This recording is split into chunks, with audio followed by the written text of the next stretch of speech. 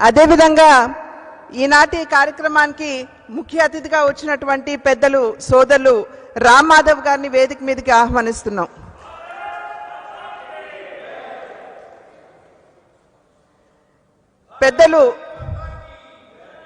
పెద్దలు సునీల్ దేవదర్ గారిని సైతం వేదిక మీదకి ఆహ్వానిస్తున్నాం.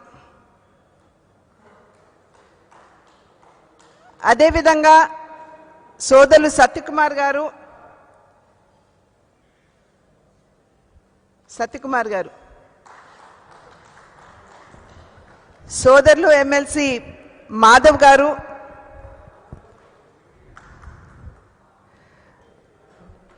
పెద్దలు ఎమ్మెల్సీ నారాయణ రెడ్డి గారు, వాకాటి నారాయణ రెడ్డి గారు,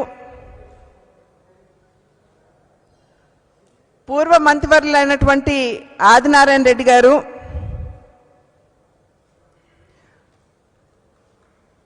పూర్వ శాసనసభ సభ్యులైనటువంటి రావెల్ కిషోర్ బాబు గారు,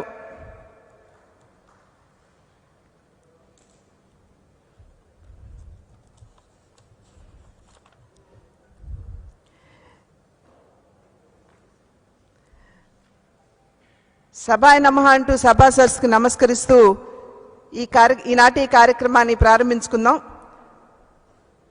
మనందరికీ తెలుసు, మనం ఇక్కడ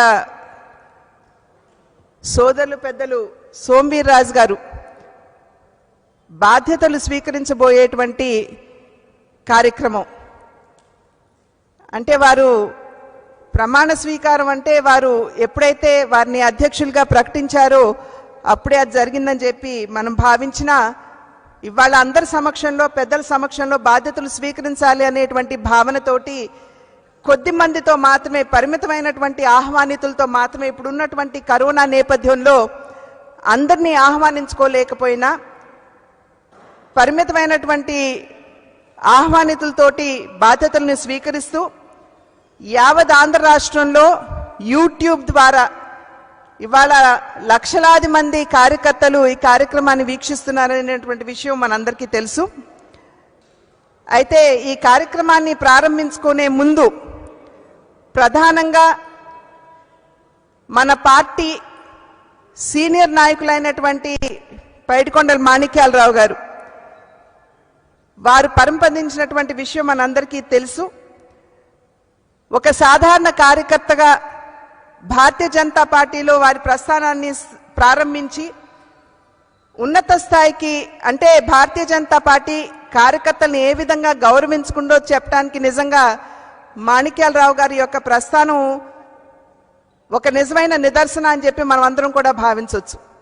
అదే విధమైనటువంటి అంకిత భావంతో చివరి వరకు కూడా భారతీయ జనతా పార్టీని తల్లిగా భావిస్తూ తన సేవల్ని సంపూర్ణంగా మాణిక్యాలరావు గారు పార్టీకి అందించారు.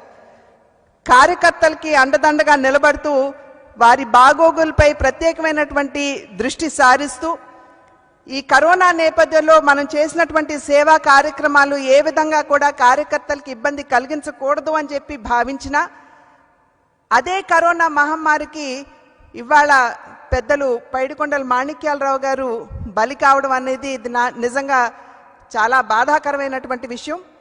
భౌతికంగా వారు మన మధ్య లేకపోయినా కూడా వారి యొక్క స్ఫూర్తి ఎల్లప్పుడూ భారతీయ జనతా పార్టీ కార్యకర్తలతోటి కొనసాగుతుంది అని చెప్పి తెలియజేస్తూ, అదేవిధంగా భారత సైనికులు గాల్వాన్ లోయలో ప్రాణాలు కోల్పోయినటువంటి సందర్భంలో వారికి, అదేవిధంగా మొన్న జరిగినటువంటి ఈ కేరళ దుర్ఘటనలో సైతం చాలామంది ఈ వందే భారత్ మిషన్లో ప్రాణాలు కోల్పోయినటువంటి సందర్భంలో వారికి ఒక్క నిమిషం పాటు మనం అందరం కూడా శ్రద్ధాంజలి ఘటించాలని చెప్పి ప్రార్థిస్తున్నాం.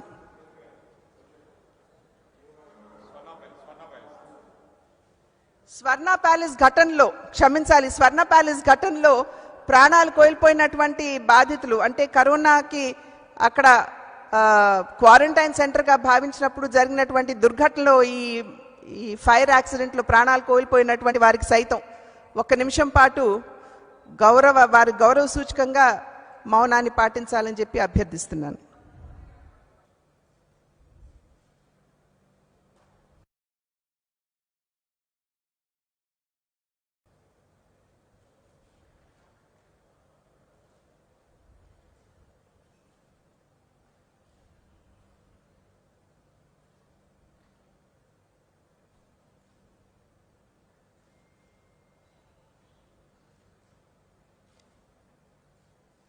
ఓం శాంతి శాంతి శాంతి. అదే ఉంది.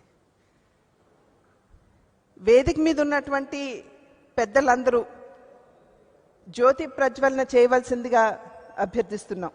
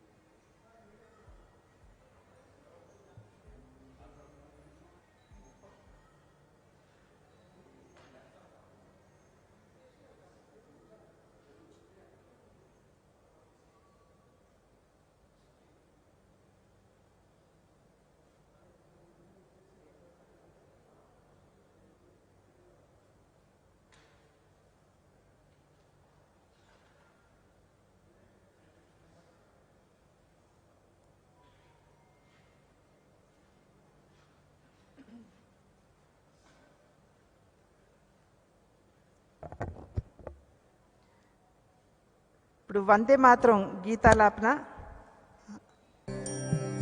వందే మాతరం వందే మాతరం సుజలా సుఫలా మలయజ శీతలా సస్య శ్యామలా మాతరం వందే మాతరం శుభ్రజ్యోత్స్నా పులకితయామినీ పుల్లకుసుమిత ద్రుమదళ శోభినీ సుహాసినీ సుమధుర భాషిణీ సుఖదాం వరదాం మాతరం వందే మాతరం వందే మాతరం. భారత్ మాతా की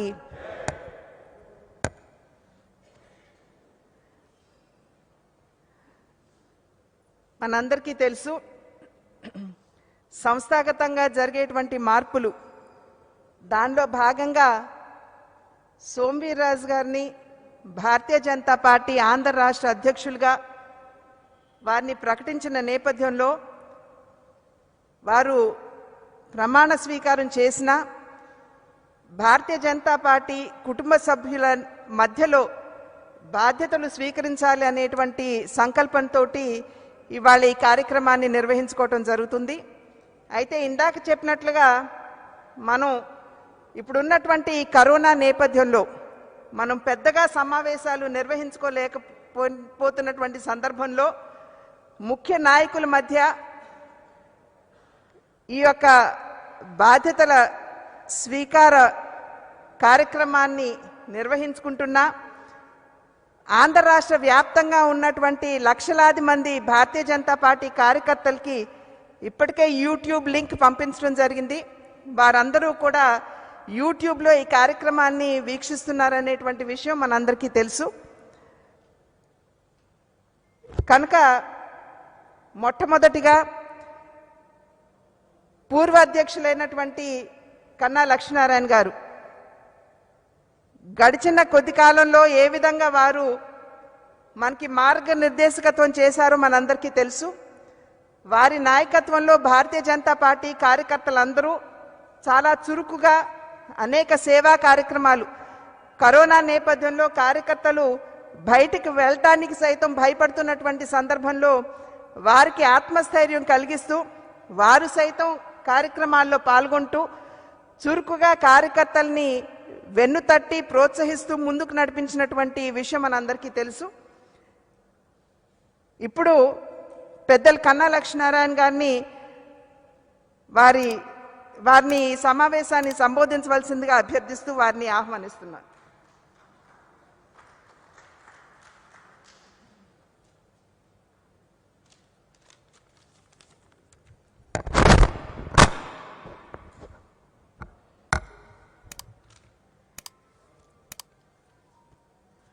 శ్రీమతి పురంధరేశ్వరి గారు, పెద్దలు రామ్మాధవ్ గారు, సోమవీర్రాజు గారు, వి సతీష్జీ గారు, సునీల్ దేవదర్ గారు, సత్యకుమార్ గారు, మాధవ గారు, ఆదినారాయణ రెడ్డి గారు, ఇంకా వేదిక మీద ఉన్నటువంటి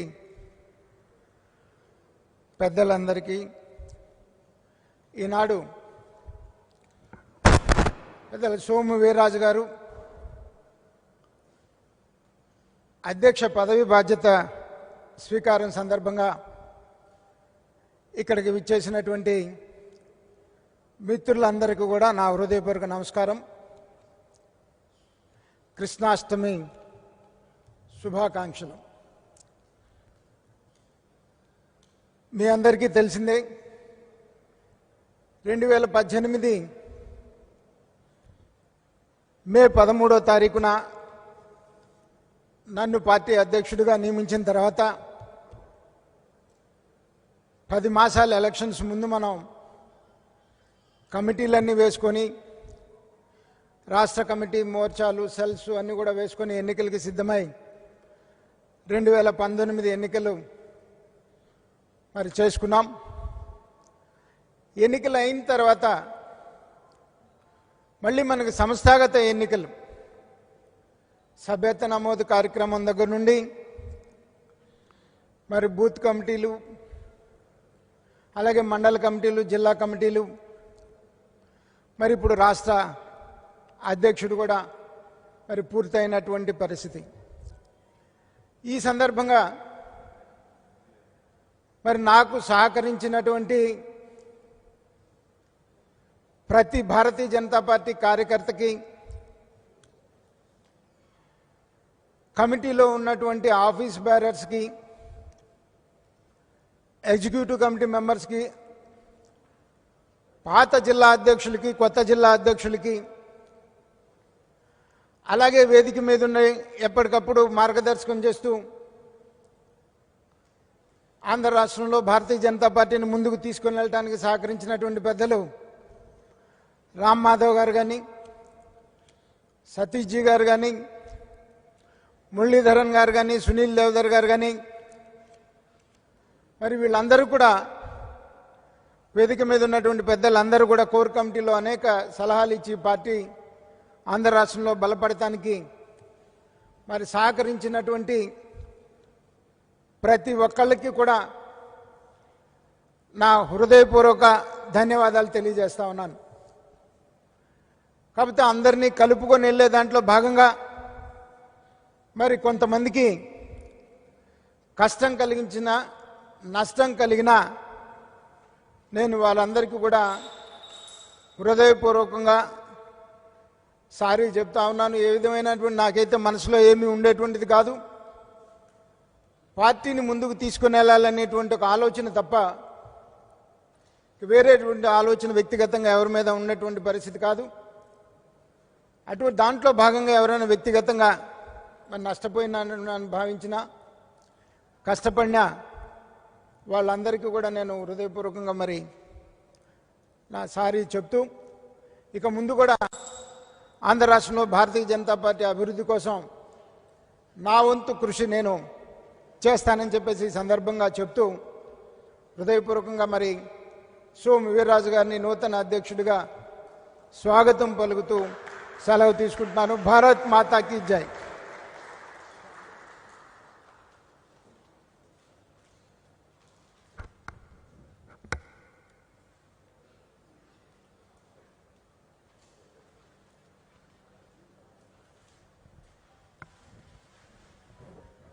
ఇంతకు ముందున్నటువంటి అధ్యక్షులు కన్నా లక్ష్మీనారాయణ గారు సోమవీర్రాజు గారికి బాధ్యతలు అప్పచెప్తారు రాష్ట్ర అధ్యక్షులుగా.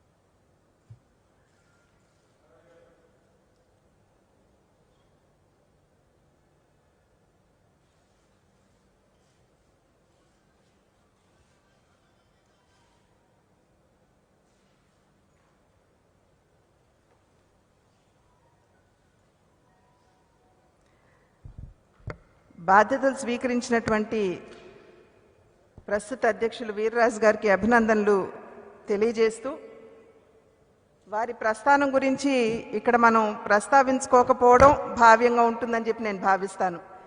ఎందుకంటే వీర్రాజు గారి ప్రస్థానం భారతీయ జనతా పార్టీతో ఏ విధంగా ముడిపడి ఉన్నదో మనందరికీ తెలియనటువంటి విషయం కాదు. పార్టీ కష్టకాలంలో సైతం పార్టీ యొక్క సిద్ధాంతాలు పార్టీ యొక్క విశ్వాసానికి అనుగుణంగా వారు ముందుకు వెళుతూ పార్టీని అంటిపెట్టుకుని ఉంటూ పార్టీలో ఉన్నటువంటి అనేక మంది కార్యకర్తలకి ఏ విధంగా వారు వెన్నుదన్నుగా ఉన్నారో మనందరికీ తెలియనటువంటి విషయం కాదు. మాణిక్యాలరావు గారి విషయంలో మనం తలుచుకున్నట్టుగానే అంకిత భావంతో పనిచేసేటువంటి కార్యకర్తకి ఏ విధంగా భారతీయ జనతా పార్టీ గౌరవం ఇస్తుందో దానికి ఈ యొక్క కార్యక్రమం కూడా సజీవ నిదర్శనంగా మనం అందరం కూడా భావించవచ్చు. నూతన అధ్యక్షులుగా బాధ్యతలు స్వీకరించినటువంటి పెద్దలు సోదరులు వీర్రాజు గారిని వారి సందేశం భారతీయ జనతా పార్టీ కార్యకర్తలకి ఇవ్వాలని చెప్పి వారిని అభ్యర్థిస్తున్నాం.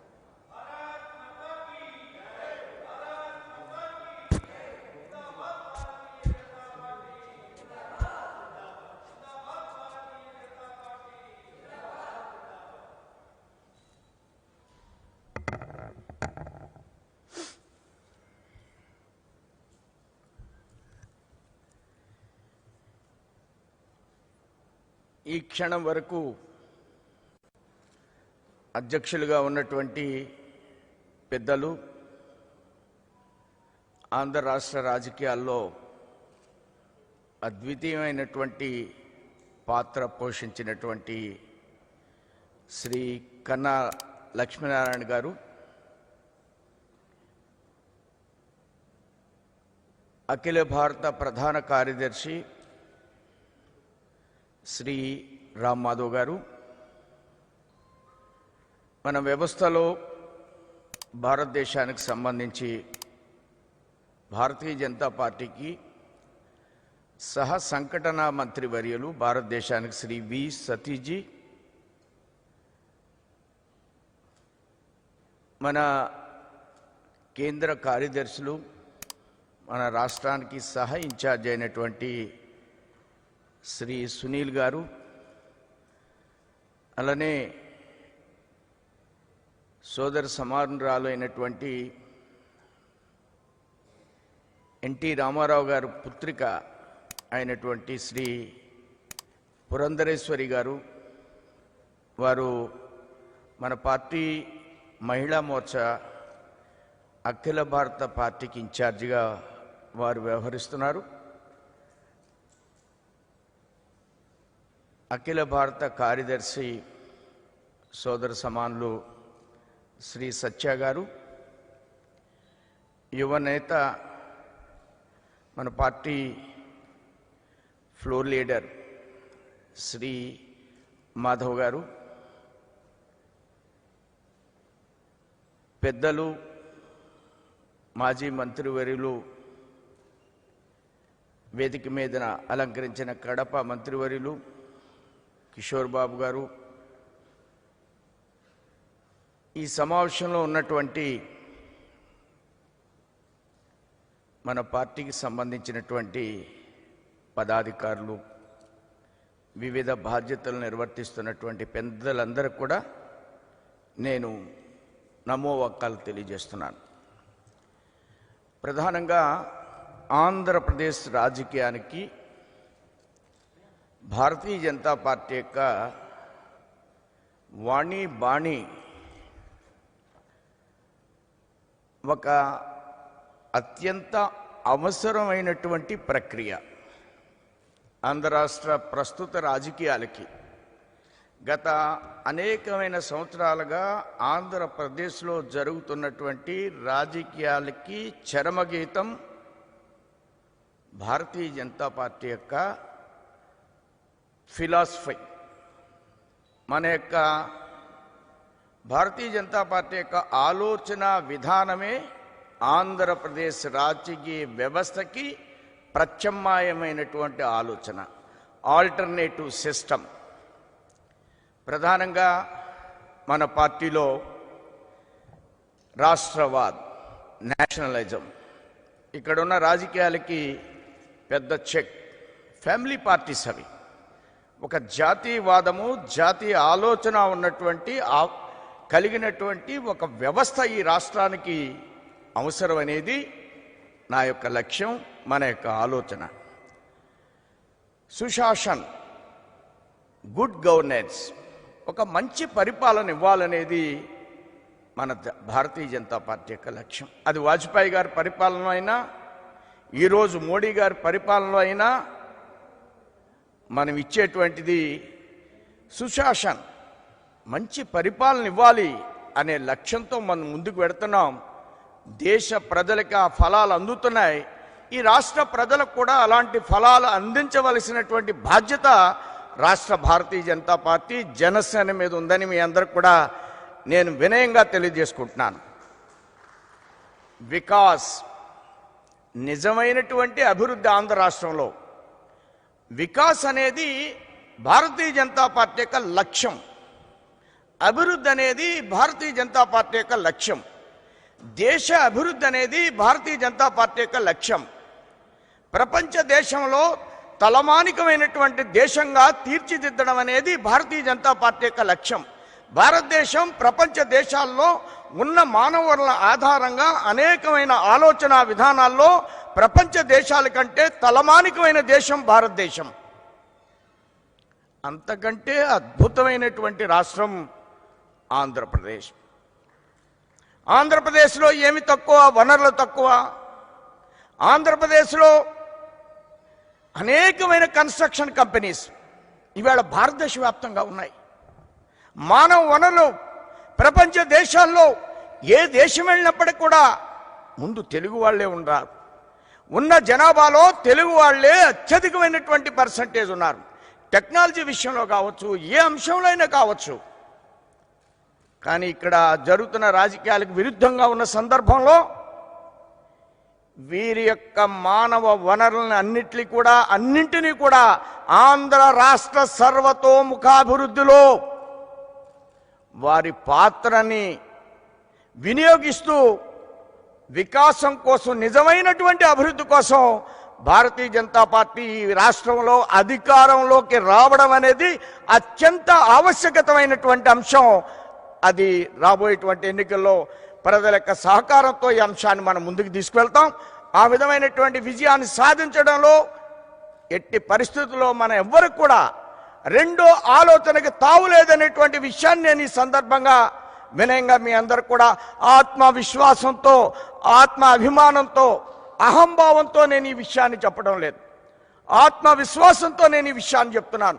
ఈ రాష్ట్ర రాజకీయాల్లో గత అనేకమైన సంవత్సరాలుగా జరుగుతున్నటువంటి అంశాన్ని గమనించిన తర్వాత ఈ అంశాన్ని నేను ప్రకటిస్తున్నాను. ప్రకటించడాన్ని ఆత్మాభిమానంగా భావిస్తున్నాను.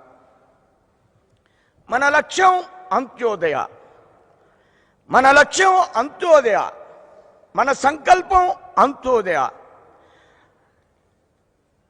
పేదవాడికి ఫలాల్ని అందించాలి. అనేక కార్యక్రమాల్ని మోడీ గారు రెస్పెక్ట్ ఆఫ్ ది క్యాస్ట్ అందరికీ రాష్ట్రంలో 2 కోట్ల బల్బులు ఇచ్చాం. అన్ని గ్రామాల్లో ఎలక్ట్రిసిటీకి అన్ని గ్రామాల్లో మనం ఎల్ఈడి బల్బులు ఇచ్చాం. అంటే క్యాస్ట్ లేదు ఇందులో, వర్గం లేదు ఇందులో.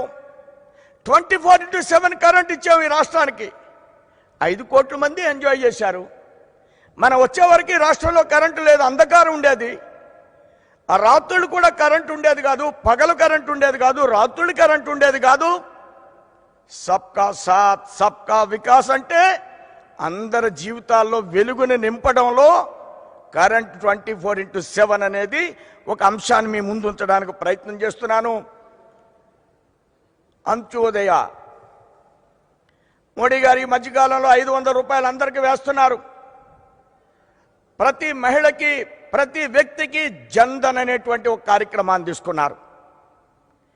జన్ధన్ అంటే ఒక మహిళకి మొన్న 500 రూపాయలు ఇవ్వడం కాదు, ఒక వ్యాపారస్తుడికి ఒక బ్యాంకులో ఇచ్చేటువంటి, వాళ్ళు వ్యాపారం చేసుకుంటే బ్యాంకులో ఇస్తారు ఓటీనా, అలాంటిది జన్ధన్లో కూడా ప్రతి ఖాతా ఓపెన్ చేసినటువంటి మహిళలకు కూడా ఒక ఇండస్ట్రియలిస్టులకు ఇచ్చేటువంటి సహాయాన్ని, వ్యాపారస్తుడికి ఇచ్చేటువంటి సహాయాన్ని ఆ జన్ధన్ అకౌంట్లో మోడీ గారు పొందుపరిచారు. అంటే అంత్యోదయ, ఆఖరి వ్యక్తి వరకు ఫలాలను అందించాలనేటువంటి ఆలోచనతో మనం ముందుకు వెళ్ళేటువంటి వ్యవస్థని రాష్ట్రంలో నిర్మాణం చేయడం కోసం మనం గట్టి ప్రయత్నం చేస్తున్నాం.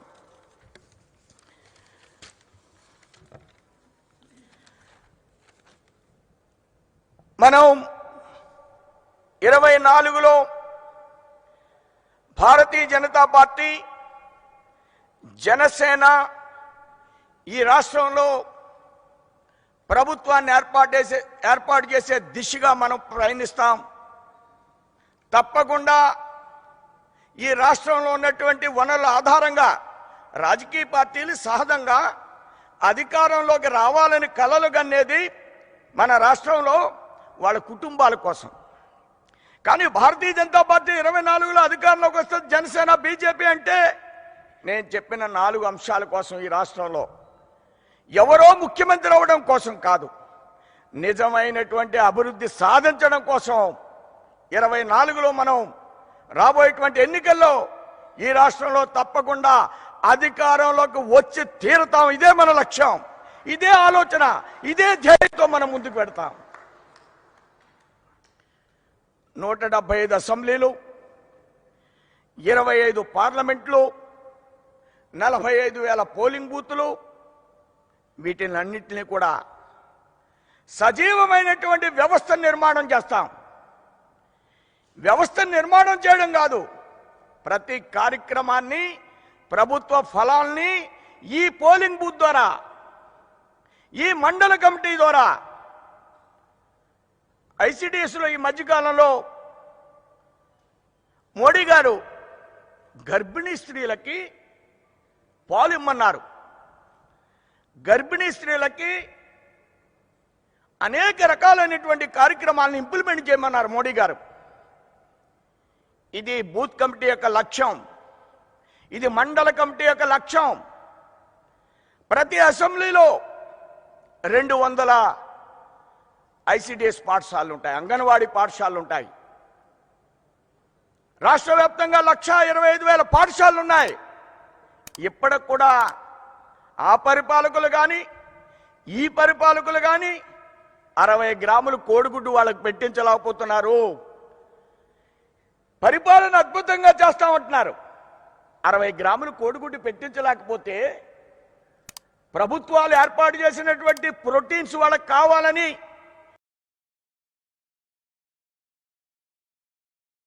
నుంచి ఇవి జరుగుతున్నాయి. కానీ ఎందుకు జగన్మోహన్ రెడ్డి పెట్టించలేదు? ఎందుకు గత ప్రభుత్వంలో ఉన్నవాడు 60 గ్రాములు కోడిగుడ్డు పెట్టించడం కష్టమా?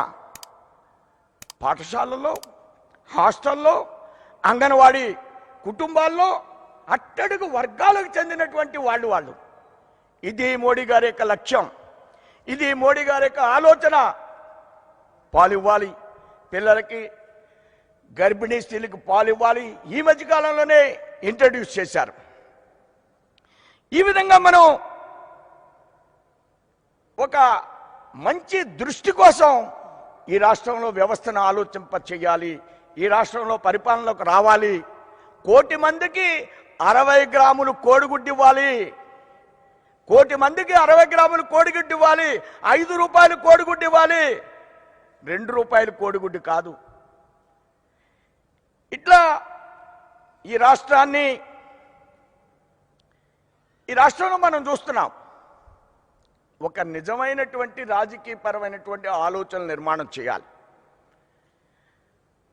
రోజు రాజకీయ ఆలోచనలు కాదు, ప్రతిరోజు రాజకీయమే. రాజకీయం ఎలక్షన్ వచ్చిన సందర్భంలోనే వాడాలి. మిగతా సమయాల్లో ప్రభుత్వానికి కానీ ప్రతిపక్షాలు కానీ రాష్ట్ర ప్రజలకు సంబంధించినటువంటి ఆలోచనలు నిర్మాణం చేయాలి. నిజమైనటువంటి అంశాలను రేకెత్తించాలి. రియల్ ఇష్యూస్ని మనం ఫోకస్ చేస్తాం. Genuine issues only. చిన్న అంశాల్లో కూడా సిబిఐడి సెంట్రల్ గవర్నమెంట్ని ఇంటర్ఫీర్ చేసేటువంటి పరిస్థితులు వస్తున్నాయి. రాజకీయాలు నిరంతరమైనటువంటి ఆలోచనలు ఉండకూడదు.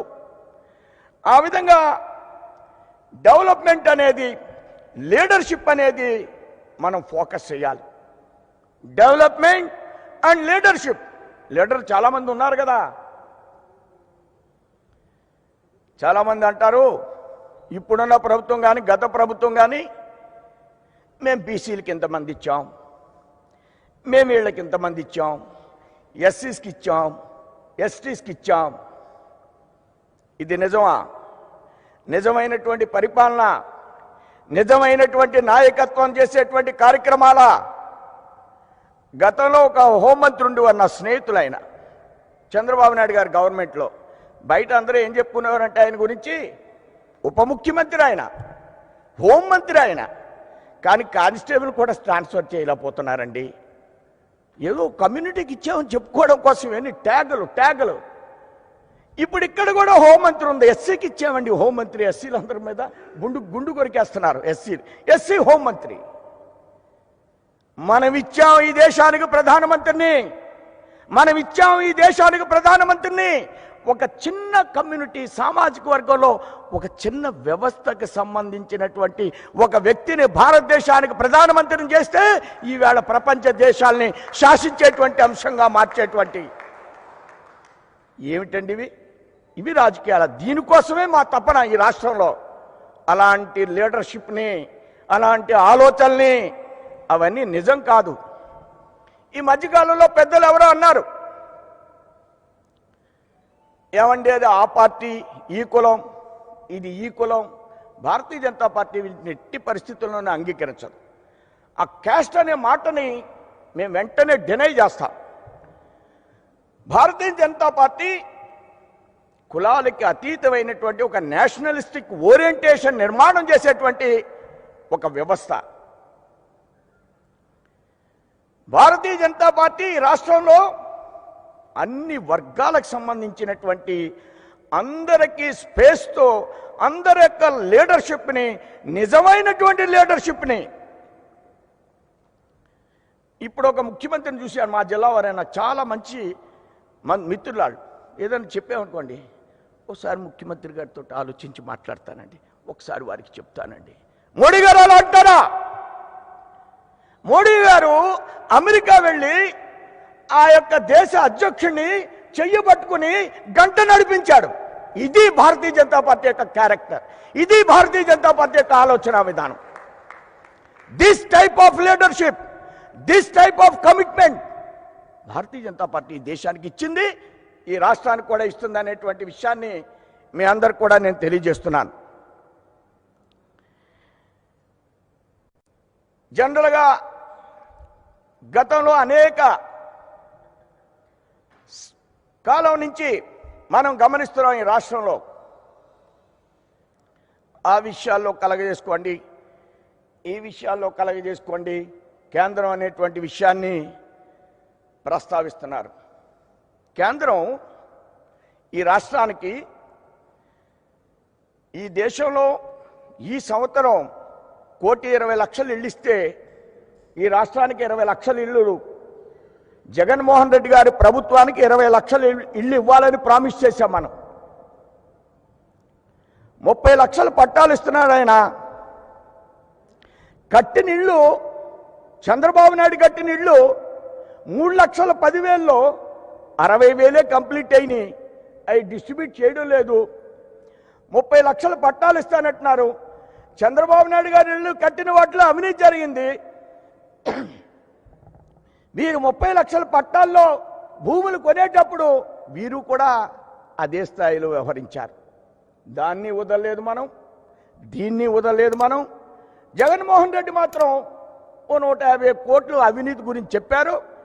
ఈ యొక్క హౌసెస్లో 5,000 కోట్ల అవినీతి జరిగిందన్నారు, మాట్లాడడం లేదు. కానీ మనం 15 లక్షల ఇళ్ళు ఈ రాష్ట్రానికి ఇస్తున్నాం.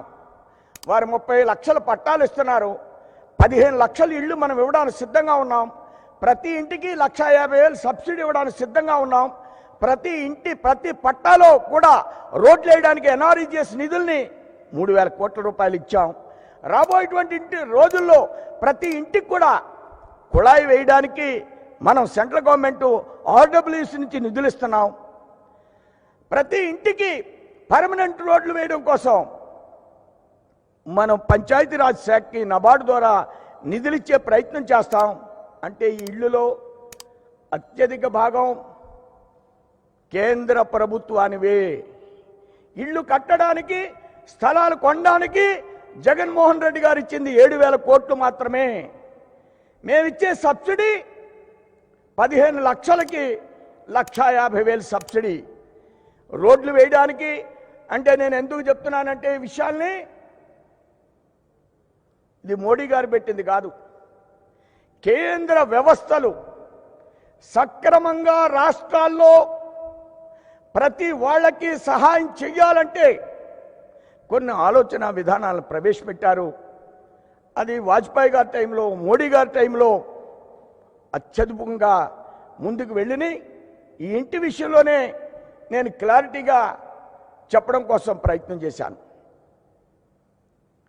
4 రోడ్లు వ్యవస్థ కానీ, 6 రోడ్లు వ్యవస్థ కానీ వాజ్పేయి గారు వచ్చిన తర్వాత, మరలా మోడీ గారు వచ్చిన తర్వాత రాష్ట్ర వ్యాప్తంగా మీరు అనేకమైన రోడ్లు వేస్తున్నాం.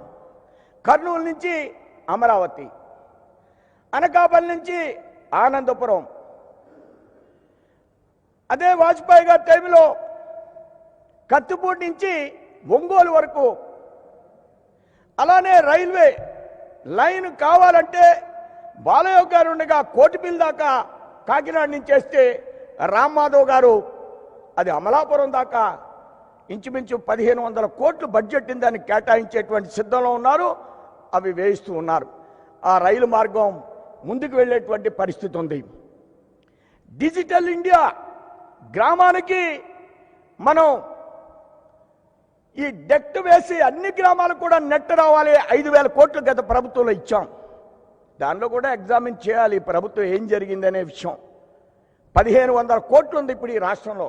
ఒక గ్రామానికి లైట్లు, ఒక గ్రామానికి శ్మశాన వాటిలకి చుట్టూరు కాంపౌండ్ వాళ్ళు, స్కూల్కి కాంపౌండ్ వాళ్ళు, సర్వశిక్ష అభియాన్లో యూనిఫాము 3 జతల బట్టలు ఇచ్చి జగనన్న యూనిఫామ్ అంటారు. అది వాజ్పేయి గారు సర్వశిక్ష అభియాన్లో పెట్టినటువంటిది. యూనిఫామ్ కానీ, చెప్పులు కానీ, స్కూల్ యొక్క బుక్స్ కానీ,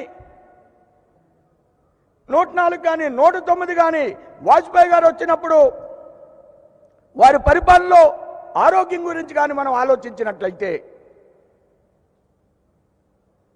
రూరల్ హెల్త్ మిషన్ అదే 104, 109, 108 వారు ఇచ్చినటువంటి 60% నిధులతోటి ఈ వ్యాన్లన్నీ కొన్నారు. గతంలో కూడా కొన్నారు తల్లి బిడ్డ ఎక్స్ప్రెస్ అనేది. కానీ అందులో మన బొమ్మ వేయరు, అందులో మోడీ గారు బొమ్మ వేయరు. వాజ్పేయి గారు ఎస్టీస్కి మంత్రి ఇచ్చారు. మనం ఎస్టీస్కి అతి చేరువ. వాజ్పేయి గారు వచ్చే వరకు ఎస్టీస్కి మంత్రి లేదు భారతదేశంలో. మనం 4 రోడ్లే వేయలేదు, టెలిఫోన్లే ఇవ్వలేదు. ఎస్టీస్కి మంత్రివర్గంలో స్థానం కల్పించి ఎస్టీ ఫైనాన్స్ కమిషన్ ఏర్పాటు చేసి డైరెక్ట్గా బ్యాంకుతో ప్రమేయం లేకుండా ఎస్టీ యువకులకు అందరికీ లోన్ ఇచ్చి క్యాబినెట్ మినిస్టర్, డిప్యూటీ మినిస్టర్ని. అరే కాంగ్రెస్ అంతకాలం నుంచి ఉండి అడవుల్లో విసిరివేయబడ్డ వాళ్ళకి ఎస్టీస్కి మంత్రి వాజ్పేయి గారు ఆలోచించారు. 4 రోడ్లు కాదు, టెలిఫోన్లు కాదు. గాంధీ మహాత్ముడు వారి యొక్క గాంధీ ఆశ్రమంలో నెహ్రూ గారు వస్తే బాత్రూముల్ని శుభ్రం చేయించారు. వాజ్పేయి గారు ఆయన ఒక బుట్ట చీపురు ఉండేది, మనం అందరం గమనించేవాళ్ళం. వాజ్పేయి గారు వచ్చిన తర్వాత కర్మచారి కమిషన్ ఏర్పాటు చేశారు. మనకి రెగ్యులర్గా మన మధ్య నుండి ఆ మైలను ఎత్తి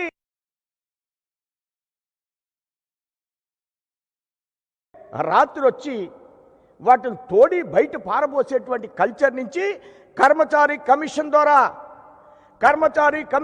5 లక్షల రూపాయలు ఇచ్చి 5 లక్షల రూపాయలు ఇచ్చి ఒక వెహికల్ని ఏర్పాటు చేసి సెప్టిక్ ట్యాంక్లు క్లీన్ చేయబడును అనేది వాజ్పేయి గారు ఏర్పాటు చేశారు.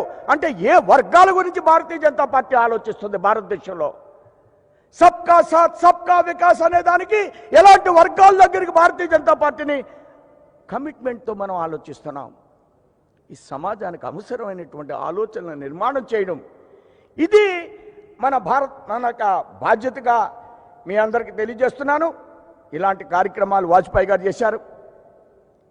మీ యొక్క విజయవాడలో అనేక ప్రైవేట్ ఎంబీబీఎస్ కాలేజీలు వచ్చినాయి, దేశవ్యాప్తంగా ప్రైవేట్ ఎంబీబీఎస్ కాలేజీలు వచ్చినాయి, వాజ్పేయి గారి గురించే వచ్చినాయి. ఇప్పుడు ఈ రాష్ట్ర ముఖ్యమంత్రి అనేకమైన ఎంబీబీఎస్ కాలేజీలు పెడుతున్నారు. మనం 50% ఇస్తున్నాం. దానిలో మోడీ గారు తీసుకున్నటువంటి డెసిషన్ అది. అన్ని చోట్ల ఎంబీబీఎస్ కాలేజీలు ప్రతి పార్లమెంట్లో ఒకటి పెట్టాలనేటువంటి ఆలోచనతో మోడీ గారు నిర్ణయం తీసుకున్నారు. దానికి 50% మనం ఇస్తున్నాం. దాని మూలంగా డాక్టర్స్, పేదవాళ్ళకి సీట్లు వస్తాయి. అనేక ట్రైబల్ ఏరియాలో కూడా కాలేజీలు పెడుతున్నారు. ఇది మన పాత్ర, మన నిర్ణయం, మనం చేసేటువంటి ఆలోచన అనేటువంటి విషయాన్ని మీ అందరికి కూడా చెప్తున్నాను. మాసివ్ ఇన్ఫ్రాస్ట్రక్చర్ని భారతదేశంలో నిర్మాణం చేయడం అనేది మన యొక్క స్వప్నం, మన యొక్క ఆలోచన, మన యొక్క కళ. ఒక ఇంటి నిర్మాణం చేపడితే ఇల్లు ఇవ్వడం, బ్యాంకుల్లో చాలామందికి ఇల్లు కట్టుకుంటే 2.5 లక్షలు సబ్సిడీ ఇస్తున్నారు మోడీ గారు. అందరికీ 40 లక్షలు వాళ్ళకి ఇన్కమ్ ఉన్నప్పటికీ కూడా ఇస్తున్నారు. కారణం, ఒక ఇల్లు కడితే 20 డిపార్ట్మెంట్లు పనిచేస్తాయి, 20 ఇండస్ట్రీస్ పనిచేస్తాయి, 20 రకాలైనటువంటి ప్లంబింగ్కి 20 రకాల వస్తువులు తయారు చేస్తాం, రాస్తాం చిట్టీలో. ఎలక్ట్రిసిటీకి 20 రకాలైన వస్తువులు రాస్తాం. ఈ ఇండస్ట్రీస్ అన్నీ ముందుకు పెడతాయి, పేదవాడికి ఇల్లు వస్తుంది. ఇన్ఫ్రాస్ట్రక్చర్, మనం రోడ్లు వేయడం కానీ, ఇలా ఇళ్ళు కట్టడం కానీ, ఒక అద్భుతమైనటువంటి ఆలోచనతో మన ప్రభుత్వం వెళ్తుంది. అవన్నీ ఈ రాష్ట్రంలో మనం ముందుకు తీసుకువెడుతున్నాం. విశాఖపట్నం రైల్వే జోన్ ఇచ్చాం. మనం వైజాగ్ టు చెన్నై ఇండస్ట్రియల్ కారిడార్ని ఇచ్చాం. ఈ రోడ్ కనెక్టివిటీ నేను 2-3 చెప్పాను. రాష్ట్ర వ్యాప్తంగా అన్ని జిల్లాల్లో ఈ అంశాలు ఉన్నాయి. చిత్తూరు నుంచి ఇచ్చాపురం దాకా అన్ని జిల్లాల్లో ఈ రోడ్ కనెక్టివిటీని ఏర్పాటు చేస్తున్నాం. రాజమండ్రి నుంచి అరకు అంటే ఏంటది? ఒక టూరిజాన్ని అభివృద్ధి చేయాలంటే ట్రైబల్ ఏరియా నుంచి ఒక రోడ్డు వేస్తే ఆ యొక్క ప్రదేశాలను చూసుకుంటూ వెళ్ళేటువంటి ఒక ఆలోచన. టూరిజం డిపార్ట్మెంట్ వాళ్ళు కర్నూలుకి 50 కోట్లు ఇచ్చారు. టెంపుల్ యొక్క ఆలోచనలో అన్నవరానికి ఇస్తున్నారు, సింహాచలానికి ఇచ్చారు. ఎక్కడ ఏ అవకాశం ఉంటే అక్కడ కేంద్ర ప్రభుత్వం అడుగులు వేసుకుంటూ ముందుకి రాష్ట్రాన్ని తీసుకువెళ్లే విషయంలో హెల్త్ కానీ నెక్స్ట్ 5 ఇయర్స్లో ఈ రాష్ట్రానికి 10,000 కోట్లతో ప్రతి ఇంటికి వాటర్ ట్యాప్ వేస్తే 5,000 కోట్లు ఇవ్వడానికి సిద్ధంగా ఉన్నాం. 1000 కోట్లు ఆల్రెడీ రాష్ట్రంలో రిలీజ్ చేయడం మనం ప్రయత్నం చేస్తున్నాం. ఈ విధంగా రాష్ట్రంలో దేశంలో అనేక రకాలైన కార్యక్రమాలు చేపడితే అవి ఈ రాష్ట్రంలో మనం విస్తృతంగా గతంలో కానీ ఇప్పుడు కానీ ఎప్పుడైనా కానీ ఈ కార్యక్రమాలు నిరంతరం కొనసాగిస్తూ ఆంధ్ర రాష్ట్ర యొక్క సర్వతోముఖాభివృద్ధికి ఎల్లవేళలా కేంద్ర ప్రభుత్వం ఈ రాష్ట్రంతో ఉంటుంది. అతి ప్రేమైనటువంటి రాష్ట్రం మోడీ గారికి, భారతీయ జనతా పార్టీ ప్రభుత్వానికి ఆంధ్రప్రదేశ్ అనేటువంటి విషయాన్ని మీ అందరికి కూడా నేను తెలియజేస్తున్నాను. చాలామంది కొన్ని ప్రశ్నలు వేస్తున్నారు. మీకు ఏంటి మూలం? మన మూలాలన్నీ చెప్పాను. మనది anti corruption agenda, development agenda. దేశ రాజకీయ వ్యవస్థ మీద ఈవేళ ప్రజల్లో ఆలోచనలో రాజకీయ వ్యవస్థ మీద గౌరవం పడిపోయినటువంటి సందర్భంలో మోడీ గారి యొక్క తల్లి 100 సంవత్సరాలు ఉంటే ఆ తల్లినే వారు ముఖ్యమంత్రిగా ఉండగా ఒక చిన్న ఇంటిలో పెట్టి 13 సంవత్సరాలు ముఖ్యమంత్రిగా ఉన్న సందర్భంలో, ఈవేళ 6 సంవత్సరాలు ప్రధానమంత్రిగా ఉన్న సందర్భంలో ఆవిడ వారి యొక్క భోజనానికి కూడా ప్రజాధనాన్ని వినియోగించకూడదు. వారి యొక్క వైద్యం ప్రైవేట్ గవర్నమెంట్ హాస్పిటల్లో చేయించిన ఒక ప్రధానమంత్రి తల్లి ప్రభుత్వ హాస్పిటల్లో వైద్యం చేసేటువంటి చరిత్రని ఎందుకు నిర్మాణం చేశాం? దేశ రాజకీయ వ్యవస్థలో ఒక ఆలోచన నిర్మాణం చేయాలి. రాజకీయ వ్యవస్థ మీద విశ్వాసం పోయిన సందర్భంలో ఆలోచన నిర్మాణం చేయాలి. ఇంతకంటే ఈ రాష్ట్రంలో అధికారంలోకి రావడానికి ఇప్పుడున్నటువంటి రాజకీయ వ్యవస్థలో ఇక్కడ ఒక ఇల్లట, ఎక్కడో ఒక రిసార్ట్ అంట, ఎక్కడో ఒక లాడ్జ్ అంట, ఆ లాడ్జిలో కాఫీ 500 తల్లినేమో ప్రభుత్వ హాస్పిటల్కి ఇన్ని వ్యవస్థలు ఏర్పాటు చేసుకుని అందులో ఉండడం మనకు అర్హత లేదండి. ఈ అర్హత చాలదండి. రాజకీయాల్లో కమిట్మెంట్తో వెళ్ళడం అర్హత కాదండి. క్యాస్ట్ లేకుండా ముందుకు వెళ్ళడం అర్హత కాదండి. అన్ని వర్గాల్ని సమానంగా చూసేటువంటి ఆలోచనతో పరిపాలనా విధానాన్ని నిర్మాణం చేయడం మనకు అర్హత కాదండి. ఎస్టీస్కి, ఎస్సీస్కి, కర్మచారీస్కి, ఎస్సీస్కి వాజ్పేయి గారు ఉండగా ఈ బ్యాంకుల్లో లోన్లు రావడం లేదని ఒక స్కీమ్ పెట్టారు. 3 లక్షలు 4 లక్షలు డైరెక్ట్గా లోన్ ఇచ్చేయాలి. 1,50,000 సబ్సిడీ, 1,50,000 ఈ కమిషన్ ఎస్సీ కార్పొరేషనే ఇవ్వాలి. అది వాజ్పేయి గారు ఉన్నంతకాలం సాగింది. మరలా కాంగ్రెస్లో తీసేశారు. మరలా మోడీ గారు వచ్చిన తర్వాత పెట్టారు. చంద్రబాబు నాయుడు గారు ఆ వ్యాన్లు ఇచ్చారు. ఆ వ్యాన్లన్నీ ఎక్కడున్నాయో మన మంత్రి గారికి తెలుసు. కొద్ది కాలం దాంట్లో థ్యాంక్ యూ సీఎం అంట, చంద్రబాబు నాయుడు బొమ్మ అంట పెట్టింది వాజ్పేయి గారు, పునరుద్ధరించింది మోడీ గారు. దాని మీద బొమ్మ థ్యాంక్ యూ, స్టిక్కర్లు వాళ్ళవి, పథకాలు మనవి. ఇవన్నీ నేను ఎందుకు చెప్తున్నానంటే మనకు ఒక విశ్వాసం, మనకు ఒక కాన్ఫిడెన్స్, అన్ని వర్గాలకి సహాయ సహకారాలు అందించడం, ఇది మన యొక్క లక్ష్యం. అన్ని వర్గాలకు కూడా కరప్షన్ లేకుండా, యాంటీ కరప్షన్ ఎవ్వరు చేసినప్పటికీ కూడా దాన్ని సహించేటువంటి అంశం కాకుండా మనం ముందుకు వెళ్ళాలనేటువంటి ఒక ఆలోచన. ఆత్మనిర్భర్ భారత్లో ఇలాంటి సందర్భంలో మోడీ గారు 20 లక్షల కోట్ల రూపాయలు ఇచ్చి ఈ రాష్ట్రంలో అగ్రికల్చర్ విషయంలో, అగ్రికల్చర్ ఈ రాష్ట్రంలో ఒక ప్రధానమైనటువంటి రంగం, మత్స్య సంపద ఈ రాష్ట్రంలో ఒక ప్రధానమైనటువంటి రంగం, మత్స్య సంపద ఈ రాష్ట్రంలో ఒక ప్రధానమైనటువంటి రంగం, సముద్ర తీర ప్రాంతం ఈ రాష్ట్రంలో ఒక ప్రధానమైనటువంటి అంగం. ఇలాంటి వాటిల్ని ఈ ఆత్మనిర్భర్ భారత్లో మన రాష్ట్రంలో అనేక మంది ఫిషర్మెన్స్ ఉన్నారు. వాళ్ళందరూ గుజరాత్ వెళ్తున్నారు, వాళ్ళందరూ మద్రాసు వెళ్తున్నారు, వాళ్ళందరూ కర్ణాటక వెళ్తున్నారు. ఆలోచించండి ఒకసారి ఎందుకు జరుగుతుందో. ఇంత సముద్ర తీర ప్రాంతం ఉండి 14 తర్వాత మోడీ గారు ఈ రాష్ట్రానికి 6 బెర్తలు ఇస్తా అన్నారు, ఫిషర్మ్యాన్స్కి 6 బెర్త్స్ ఇస్తా అన్నారు. గత ప్రభుత్వం చేయలేదు. ఈ ప్రభుత్వంలో కూడా మన ఫిషర్మ్యాన్స్ గుజరాత్ వెళ్తే పాకిస్తాన్కి దొరికిపోయారు.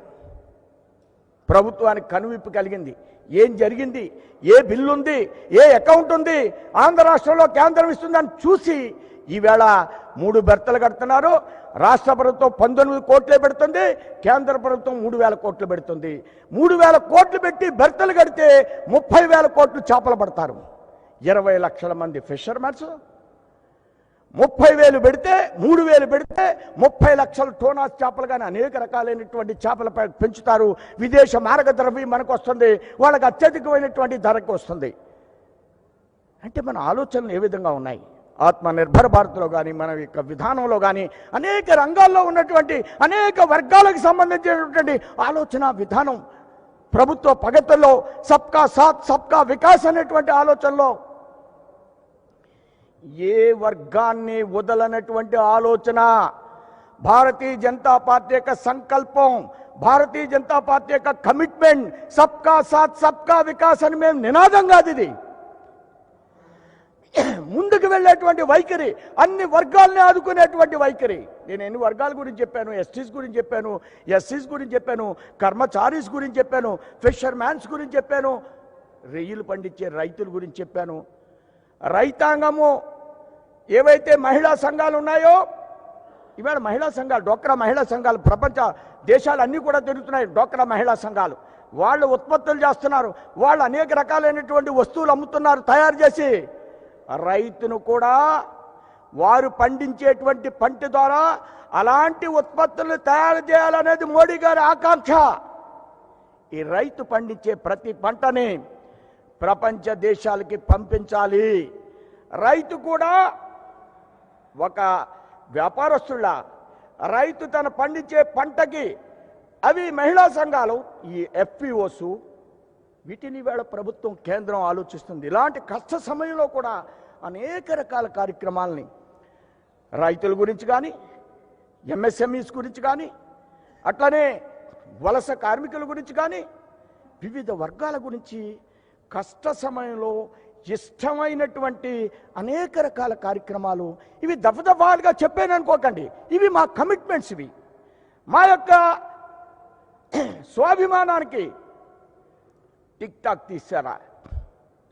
వెంటనే భారతదేశంలో అనేకమైన టాక్స్ వచ్చేసినాయి.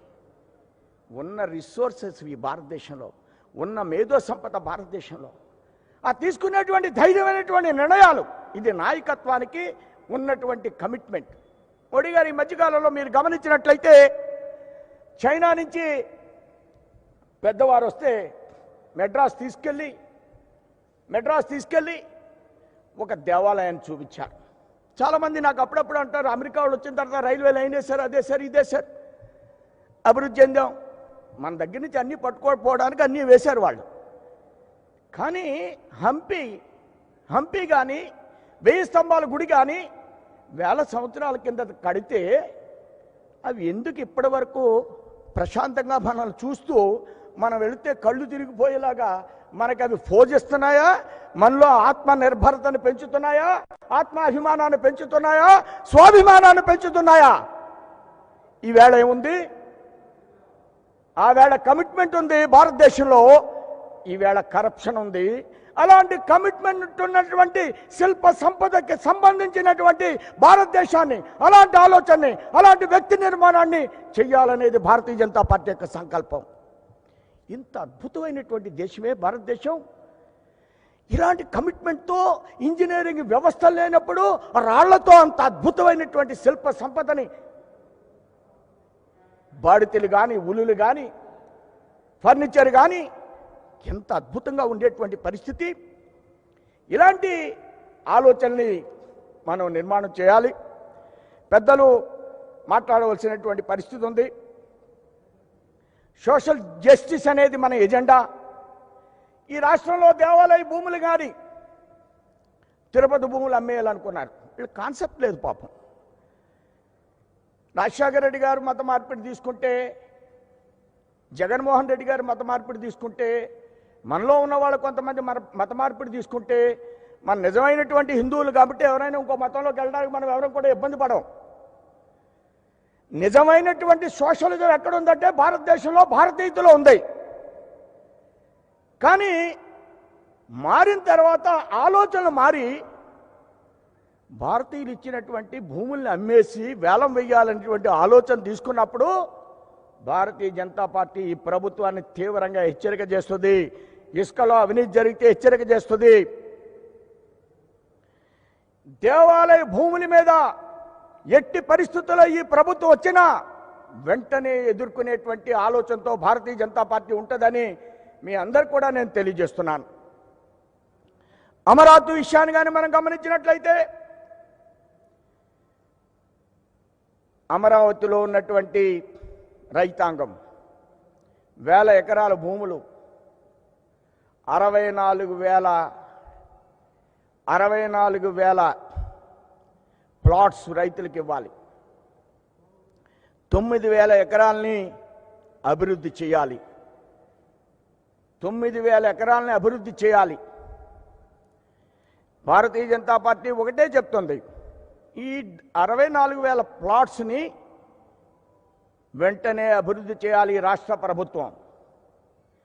వాటికి అన్ని రకాల సౌకర్యం గతంలో ఏవైతే చెప్పామో వాటిని అన్నింటినీ వెంటనే ఇంప్లిమెంట్ చేయాలి. It's our commitment. అలానే నిజమైనటువంటి భూముల యొక్క రైతులకి సహాయం చేయాలి.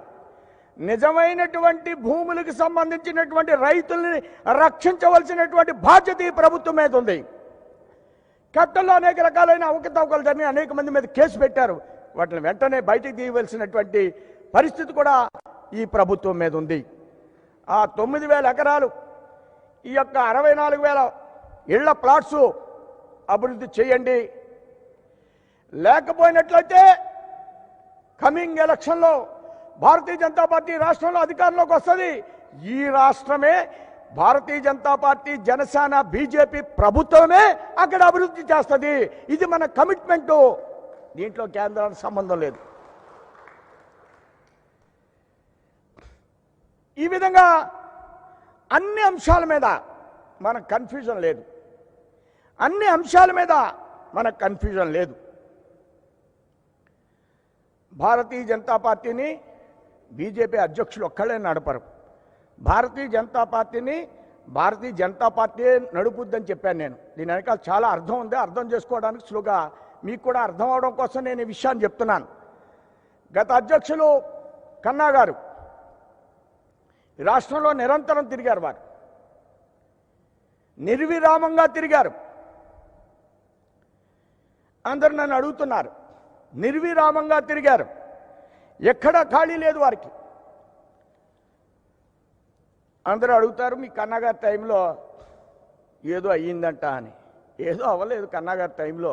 కాకిగోలకి సమాధానం చెప్పాం అంతే. వాళ్ళు అర్థం చేసుకోవాలి. అంతకంటే మేమేం చెప్తాం? మేమేం చేయాలో అది చేశాం, వాళ్ళు ఏం చేయాలో అది చేశారు. దీనికి కన్నా గారి యొక్క శ్రమ, శక్తి భారతీయ జనతా పార్టీ మీద ఉంది. నేను వారిని అభినందిస్తున్నాను. హృదయపూర్వకంగా వారికి ధన్యవాదాలు చెప్తున్నాను. ఈ విధంగా పార్టీని అన్ని విధాల పోలవరం అనేది ఈ రాష్ట్రానికి జీవనాడి. పోలవరం ఆంధ్ర రాష్ట్రానికి జీవనాడి. గ్రామానికి పోలవరం యొక్క నీళ్లు ఇవ్వడం అనేది భారతీయ జనతా పార్టీ లక్ష్యం. పోలవరంలో అనేకమైన అంశాల్లో గతంలో రాష్ట్రం విడిపోయినప్పుడు ఒక్క భారతీయ జనతా పార్టీ మాత్రమే మాట్లాడింది. అక్కడేమో విడిపోదాం అని తెలంగాణలో లెటర్ ఇవ్వడం, ఇక్కడేమో కలిసి ఉందామని ఇక్కడ ఒక యాజిటేషన్ నడపడం. మేము ఒకటే కమిట్మెంటు, రాష్ట్రం విడిపోతే ఏం కావాలి అనేది మా లక్ష్యం. అలాగే మాట్లాడాం. ఎప్పటికి కూడా హైదరాబాద్తో కలిసి ఉండి అనేకమైన సంవత్సరాలు ఈ ముఖ్యమంత్రులు హైదరాబాద్ హైదరాబాద్ హైదరాబాద్ అంటే విడిపోయిన తర్వాత 13 జిల్లాల గురించి ఆలోచించాలి. నా యొక్క ఆలోచన అది, నా మాట యొక్క తీరు అది. 13 జిల్లాలో క్యాపిటల్ కాదు, ఒక క్యాపిటలే అభివృద్ధి చెందాలంటున్నారు. కాదు, మేము అన్ని జిల్లాల్లో ఒక్కొక్క ఇన్స్టిట్యూట్ పెట్టాం. అన్ని జిల్లాల్లో కూడా ఈవేళ గత 14 నుంచి ఇప్పటి వరకు అనేక కార్యక్రమాలు చేశాం. ఆ లక్ష్యంతో ముందుకు వెళ్ళాలనేది అకౌంటబిలిటీ, నిజమైనటువంటి పరిపాలన కావాలి మనకి. పరిపాలన అందరూ చేస్తున్నారు. ఒక ముఖ్యమంత్రి టైంలో 2 లక్షల కోట్ల ఎడ్యుకేషన్ ఖర్చు పెడుతున్నాం. ఇది అనాదిగా ఖర్చు పెడుతున్నాం. ప్రభుత్వ పాఠశాలలో చదివేటువంటి ఒక విద్యార్థికి 70,000 కోట్లు అవుతుంటే, ప్రైవేట్ పాఠశాలలో ఒక విద్యార్థికి 42 కోట్లు అవుతుంటే, బయట 58% చదువుతుంటే, ప్రభుత్వ పాఠశాలలో 42% చదువుతుంటే, ఒక ముఖ్యమంత్రిని 2 లక్షల కోట్లు ఖర్చు పెడుతుంటే ఈ డబ్బు ఏమైంది? అకౌంటబిలిటీ ఇచ్చేటువంటి పరిపాలన భారతీయ జనతా పార్టీ రాష్ట్రానికి అందిస్తుంది. దీని మీద ఆలోచన చేయడం లేదు. ఇది చాలా ముఖ్యమైన అంశం. అది ఆరోగ్యం కానీ, అది ఎడ్యుకేషన్ కానీ, అది వ్యవసాయం కానీ, మొక్కలు పెంచడం కానీ. జగన్మోహన్ రెడ్డి గారు మొక్కలు పెంచేస్తాం ఎన్ఆర్ఈజీఎస్ నుంచి 1 కోటి మొక్కలు అన్నారు. కేసీఆర్ గారు కూడా మొక్కలు పెంచేస్తాం 1 కోటి మొక్కలు అన్నారు. చంద్రబాబు నాయుడు గారు కూడా నీరు మీరు చెట్టు మీరు అన్నారు. మొక్కలు బతుకుతున్నాయండి? స్వతంత్రం వచ్చినప్పటి నుంచి ఎన్ని డిపార్ట్మెంట్లు మొక్కలు పెంచేస్తున్నాయండి? సోషల్ ఫారెస్ట్రీ, అడవిలో మొక్కలు పెంచడం, ఫారెస్ట్ డిపార్ట్మెంటు, ఇప్పుడు ఎన్ఆర్ఈజీఎస్. నిజంగా ఈ మొక్కలు కానీ 1 కోటి మొక్కలు ప్రతి సంవత్సరం స్వతంత్రం వచ్చిన కాడి నుంచి పెరిగిపోయి బతికేస్తే ఇదంతా కూడా వర్షాలు వచ్చేసి అడవి అయిపోయి మనం అందరం కూడా వరదలు వస్తే ఎక్కడికో పోయేవాళ్ళం. 1 కోటి మొక్కలు పెంచుతున్నాం కదా, ఇందులో ఎన్ని బతికిని? ఇది కదా ప్రభుత్వం యొక్క ఆలోచన విధానం అయి ఉండాలి. అకౌంటబిలిటీ అంటున్నాను నేను. ఈ అకౌంటబిలిటీ లేదు ప్రభుత్వాల్లో. ఏదో వాటిల్లో కరప్షన్ జరిగింది, వీటిల్లో కరప్షన్ జరిగింది అంటాం. విద్యకి 2 లక్షల కోట్లు, ఆరోగ్యానికి 75,000 కోట్లు. ఏం జరుగుతున్నాయి? ఈ డబ్బు ఎంత ప్రజలకి అవుట్పుట్ వస్తుంది, ఎంత ఎడ్యుకేషన్ వస్తుంది, ఇది ఆలోచించవలసినటువంటి అంశాలు. ఎన్ని మొక్కలు బ్రతుకుతున్నాయి? ఇలాంటి ఆలోచనతో ముందుకు వెళ్తుంది భారతీయ జనతా పార్టీ. సమగ్రమైనటువంటి ఆలోచనలు ఉన్నాయి మా దగ్గర. ఇప్పుడు కన్నా గారు, హరిబాబు గారు, అలానే పివి చలపతిరావు గారు, చిలకం రామచంద్రారెడ్డి గారు, ఇంకా సీనియర్స్ పెద్దలు, నా ముందు అనేక మంది యువతరం భారతీయ జనతా పార్టీ ఉంది. ఇదంతా రిసోర్సెస్ భారతీయ జనతా పార్టీ. మా దగ్గర ఒక వ్యవస్థ ఉంది. ముందుకు ధైర్యంగా పెడతాం.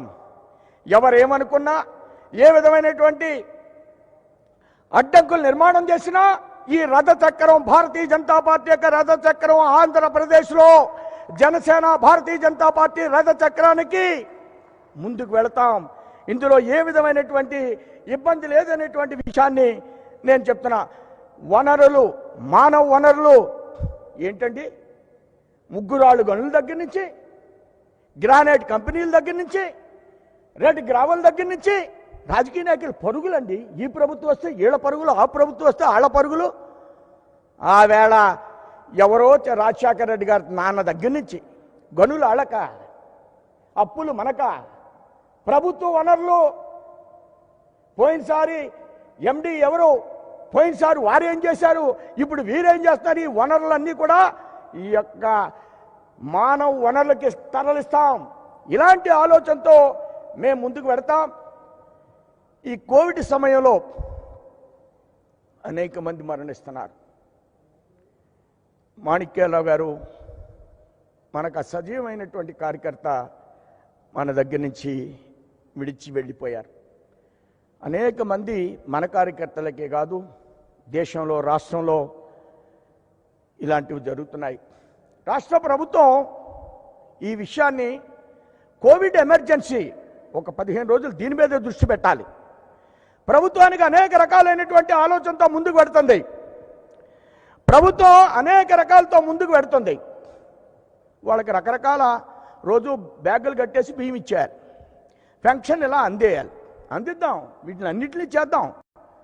మీ నవరత్నాలు అన్నీ చేద్దాం. ప్రజల జీవంతో ఉండాలి కదా. దీని గురించి ఆలోచన చేయాలి. ఒక 15 రోజులు ఏ పని చేయకుండా మన రాష్ట్రంలో 10,000 కేసులు వస్తున్నాయి. తూర్పుగోదావరి జిల్లాలో 1,500 కేసులు వస్తున్నాయి. అనేక రాష్ట్రాల్లో అనేకమైన ఎక్స్పీరియన్సెస్ ఉన్నాయి. వీటిని రాష్ట్రంలో అమలు చేయాలి. న్యూ ఎడ్యుకేషన్ పాలసీ వచ్చింది. 5వ తరగతి దాకా మాతృభాష కావాలని చెప్పారు. అది ఈ రాష్ట్రంలో కూడా ఇంప్లిమెంట్ చేయాలి. గత ప్రభుత్వంలో జరిగినటువంటి మనకి తెలుగుదేశం ఎంతో, వైసీపీ కూడా అంతే. ఎవరిని సమానంగా చూస్తుంది భారతీయ జనతా పార్టీ. ఆ విధమైనటువంటి లైన్ తోటే ముందుకు వెళుతుంది భారతీయ జనతా పార్టీ. ఎవరు మనకు మిత్రులు కాదు, ఎవరు మనకు శత్రువులు కాదు. ఆంధ్రప్రదేశ్లో అభివృద్ధి చేయడం కోసమే భారతీయ జనతా పార్టీ, జనసేన ఈ రాష్ట్రంలో అధికారం రావాలనేటువంటి లక్ష్యం తప్ప చంద్రబాబు నాయుడు గారు మనకు శత్రువు కాదు, జగన్మోహన్ రెడ్డి గారు కూడా మనకు శత్రువు కాదు. ఇది మన యొక్క ఆలోచనతో ముందుకు పెడతాను. పెద్దలు అనేక మంది, రామాధవ్ గారు మాట్లాడాలి. నేను ఎక్కువ ఇప్పటికే సమయం తీసుకుని ఉంటాను, అన్నిదా భావించొద్దని. మీరందరూ కూడా, కార్యకర్తలందరూ ఈవేళ చాలా ఆనందంగా ఉన్నారు. పెద్దలే కాదు, యువకులే కాదు, ప్రతి కార్యకర్త భారతీయ జనతా పార్టీ అధ్యక్షుడు ఈవేళ ఆంధ్ర రాష్ట్రంలో. అలాంటి స్పిరిట్తో మనం ముందుకు పెడదాం. ఆ విధంగా కింద స్థాయిలో ఒకే ఒక అంశాన్ని చెప్పి నేను ముగిస్తాను. 1986లో వాజ్పేయి గారితో నేను ఒక 6గురు కూర్చున్న, అందులో నరసింహారెడ్డి కూడా ఉన్నారు. వారు కొన్ని విషయాలు ప్రస్తావించారు. ఏం చేస్తా ఏంటి ఇలాంటి విషయాలు ప్రస్తావించారు. అన్న తర్వాత వారు ఒక విషయాన్ని, ఈ మధ్యన రాజీవ్ గాంధీ ఒక విషయాన్ని చెప్పారు. మీరు ఎవరైనా గమనించారా అన్నారు. అని వాళ్ళు చెప్పారు, గమనించామండి. ఏదో రూపాయి ఖర్చులో కిందకి 10 పైసలే వెళుతున్నాయన్నారు. మనం కూడా అధికారంలోకి వస్తాం. వాజ్పేయి గారు అన్నమాట 86లో మనం కూడా అధికారంలోకి వస్తాం. ఎంత విశ్వాసమో చూడండి వారికి. నువ్వు ప్రధానమంత్రి అవుతావంటే వాజ్పేయి గారిని, after all I'm a school teacher son, నేను మోతీలాల్ నెహ్రూ కొడుకుని కాదు. ఇది మన యొక్క సంకల్పం, ఆలోచన. అయినప్పటికీ కార్యకర్తల దగ్గర మాట్లాడినప్పుడు మనం కూడా అధికారంలోకి వస్తాం.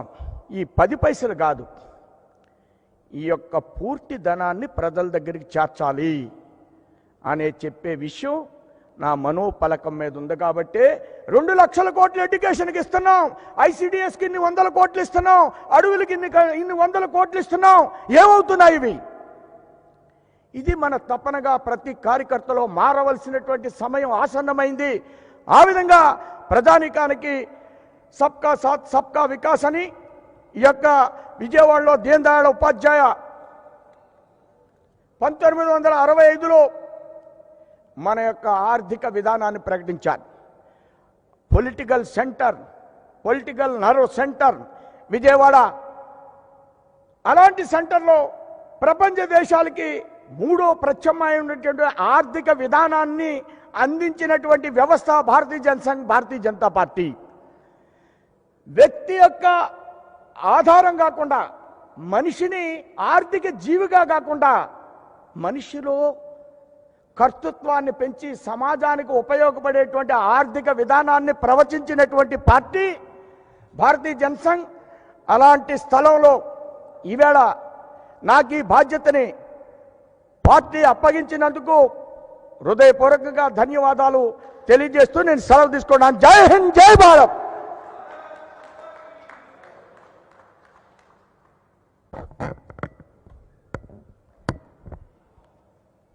దేశానికి ఒక సమర్థవంతమైనటువంటి నాయకత్వాన్ని, అవినీతి రహిత పాలన అందివ్వడం మాత్రమే కాకుండా ఏదైతే భారతీయ జనతా పార్టీ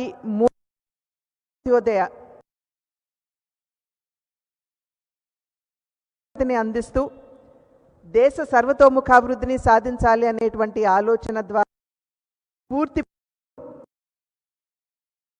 జనతా పార్టీ అధికార सबके साथ सबका विकास ఈ సబ్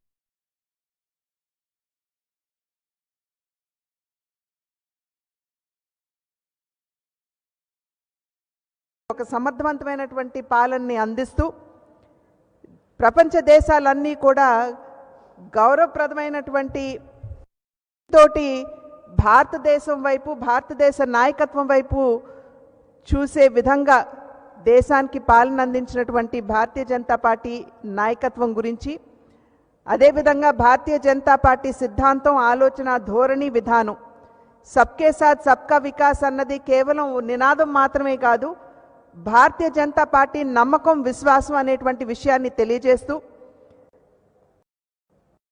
ప్రత్యేక ఆంధ్ర రాష్ట్రం ఏర్పడిన తర్వాత అధికారంలోకి వచ్చినటువంటి మొదటి ప్రభుత్వం కావచ్చు, ఇప్పుడు అధికారంలో ఉన్నటువంటి వారు కావచ్చు, అవినీతికి పాల్పడుతున్నటువంటి సందర్భంలో దాన్ని ప్రజలకి ఎత్తి చూపుతూ మీ బాధ్యతని మీరు సంపూర్ణంగా నిర్వర్తించండి అని చెప్పి మనకి మార్గనిర్దేశకత్వం చేసినటువంటి ప్రస్తుత ఆంధ్ర రాష్ట్ర అధ్యక్షులైనటువంటి సోమవీర్రాజు గారికి ధన్యవాదాలు తెలియజేస్తూ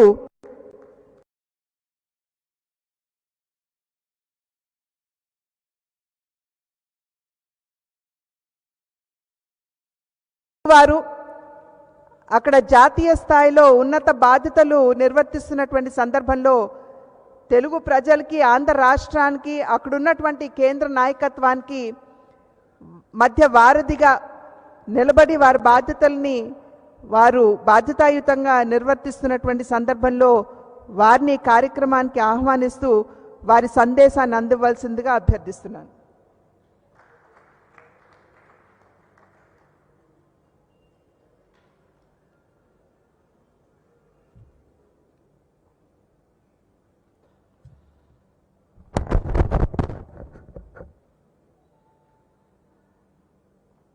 ఈరోజు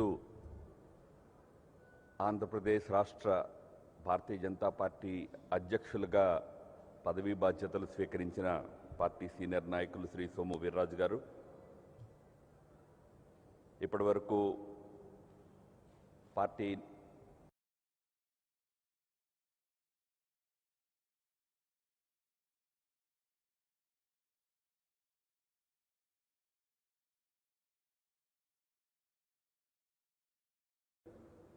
श्री सत्यकुमार जी, श्रीमती पुरंदर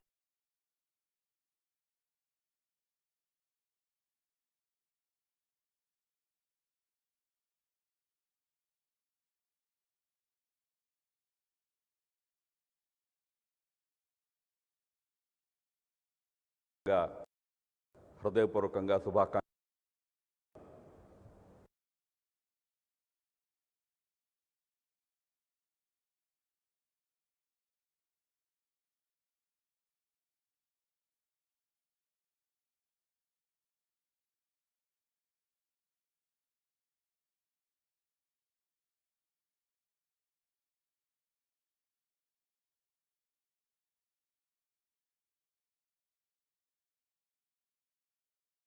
కృషి చేస్తారని ఆశిస్తున్నాను. మన పార్టీ విశేషత, మన పార్టీని చూస్తే అర్థమయ్యే కంటే ఇతర పార్టీలను చూస్తే చాలా ఈజీగా అర్థమవుతుంది. దేశపు ప్రధాన ప్రతిపక్షానికి గత ఏడాది కాలంగా అధ్యక్షుడే లేడు.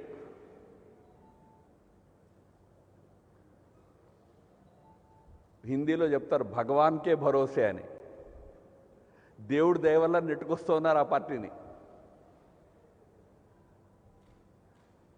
అధ్యక్షులు ఎవరవుతారు అనేది కూడా నిర్ణయం చేసుకోలేని స్థితిలో ఉండే పార్టీలు దేశంలో ప్రధాన ప్రతిపక్షాల రూపంలో ఉన్నాయి.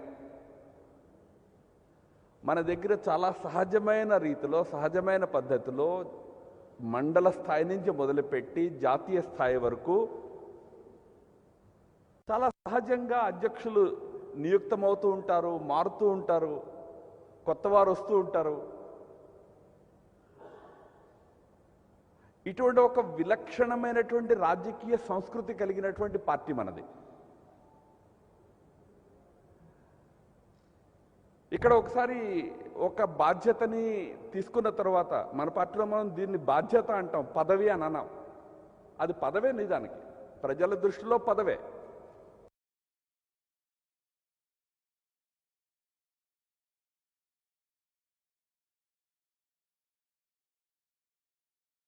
బాధ్యతకి ఎలా నేను ఒక భావనతో కష్టపడి పనిచేయడము, ఆ బాధ్యత యొక్క పదవీ కాలం పూర్తయిన తర్వాత పార్టీ మరొక బాధ్యతని ఇచ్చినట్లయితే మరొక బాధ్యతను తీసుకుని ముందుకు వెళ్ళడము.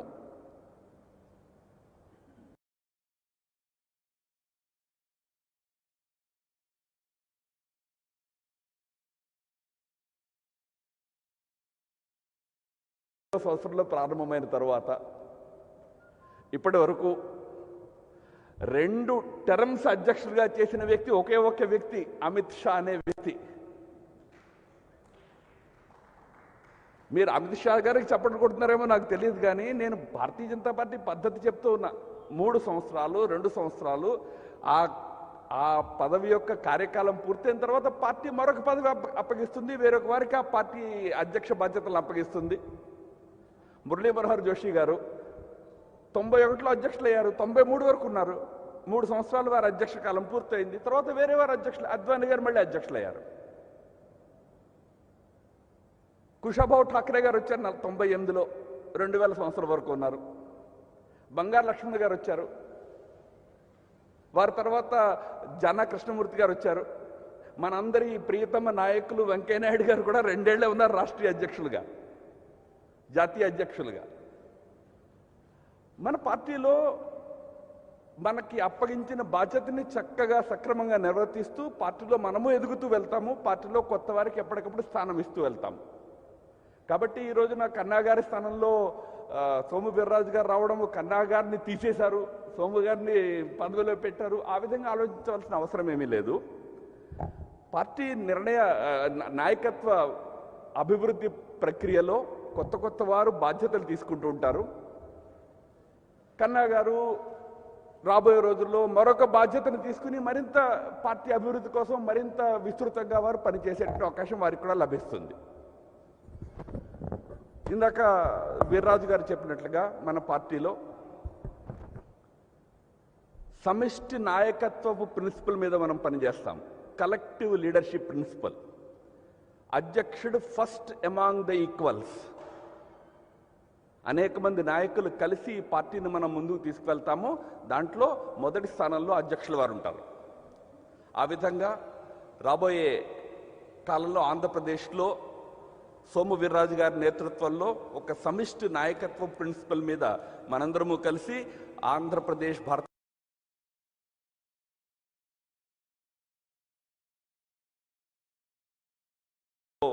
ఆలోచన చేసి చర్చించి కేంద్రీయ నాయకత్వంతో కూడా చర్చించి వీర్రాజు గారు తొందరలోనే దాన్ని కూడా ప్రకటిస్తారు. ప్రకటించిన తర్వాత ఈ రాష్ట్రంలో భారతీయ జనతా పార్టీని మరింత పటిష్టంగా ముందుకు తీసుకెళ్లే ప్రయత్నాన్ని మనం అందరం చేస్తాం. భారతీయ జనతా పార్టీ సంస్థాగతమైనటువంటి పార్టీ, ఆర్గనైజేషన్ సెంట్రిక్ పార్టీ. అయితే భారతీయ జనతా పార్టీ ఒక రాజకీయ పార్టీ.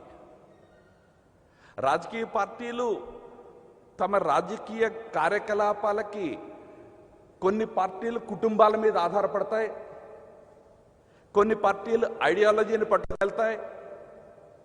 కానీ భారతీయ జనతా పార్టీ ఐడియాలజీతో పాటుగా సంస్థాగతమైనటువంటి వ్యవస్థని తీసుకుని ముందుకు వెళ్ళే పార్టీ. కానీ రాజకీయ పార్టీగా మన లక్ష్యము రాజకీయాల్లో బలమైన శక్తిగా ఎదగడం. ఇందాక వీర్రాజు గారు 24లో అధికారంలోకి రావాలి అని అన్నారు. అది కేవలము మాట వరుసకి చెప్పిన విషయం కాదు. భారతీయ జనతా పార్టీ రాజకీయ రంగంలో ఉన్నది చారిటీ కోసం కాదు, రాజకీయంలో ఉన్నది ఎందుకోసం? అధికారంలోకి వచ్చి రాష్ట్రానికి సేవ చేయాలి, రాష్ట్ర ప్రజలకు సేవ చేయాలి, అందుకోసం రాజకీయాల్లో ఉన్నాము. మన రాజకీయాలు వంశపారంపర్య రాజకీయాలు కావు, మన రాజకీయాలు స్వార్థ రాజకీయాలు కావు, మన రాజకీయాలు పదవీ రాజకీయాలు కావు. కానీ మన రాజకీయాలు రాష్ట్ర ప్రజల సేవ కోసం, రాజకీయాన్ని సంపాదించడం కోసం సాగేటువంటి రాజకీయాలు కావాలి.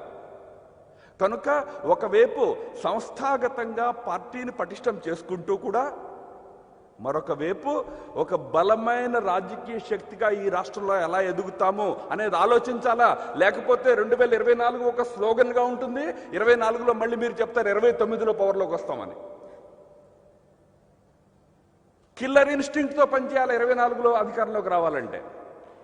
అంత సులభం కాదు ఆంధ్రప్రదేశ్లో. ఒకవైపు పార్టీని సంస్థాగతంగా గ్రాస్ రూట్స్ వరకు పటిష్టం చేసుకోవాలా, రెండో వైపు ఇక్కడ ఈ రాష్ట్రంలో ఈ రోజున ప్రతిపక్ష స్థానము వ్యాక్యూమ్ ఉన్నది, ఖాళీ ఉన్నది, దాన్ని భారతీయ జనతా పార్టీ ఫిలప్ చేయాలా, బలమైన రాజకీయ ప్రతిపక్షంగా ఇక్కడ ఎదగాల. అధికారంలో ఉండే పార్టీ అది వైఎస్ఆర్సీపీ అయినా టిఆర్ఎస్ అయినా మాకెవ్వరూ వ్యతిరేకంగా ఉండకూడదు, ప్రతిపక్షంగా ఉండకూడదు అనే కోరుకుంటుంది.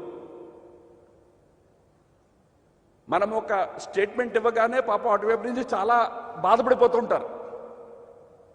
నేను చూశాను కన్నా గారి అనుభవం. ఆయన గట్టిగా ఒక స్టేట్మెంట్ ఇవ్వగానే ఆయన మీద వ్యక్తిగతమైన దాడులకు కూడా, దాడులు అంటే ఫిజికల్ అటాక్స్ కాదు, మీడియా అటాక్స్ చేసే ప్రయత్నము. ఎందుకంటే అధికారంలో ఉండే పార్టీకి అప్పుడప్పుడు, ముఖ్యంగా ఆ పార్టీ వైఎస్ఆర్సీపీ లాంటి పార్టీ అయినట్లయితే, ఆ పార్టీ మనసులో మమ్మల్ని ఎవరూ వ్యతిరేకించకూడదు అనేటువంటి భావన ఉంటుంది. భారతీయ జనతా పార్టీ రాష్ట్రంలో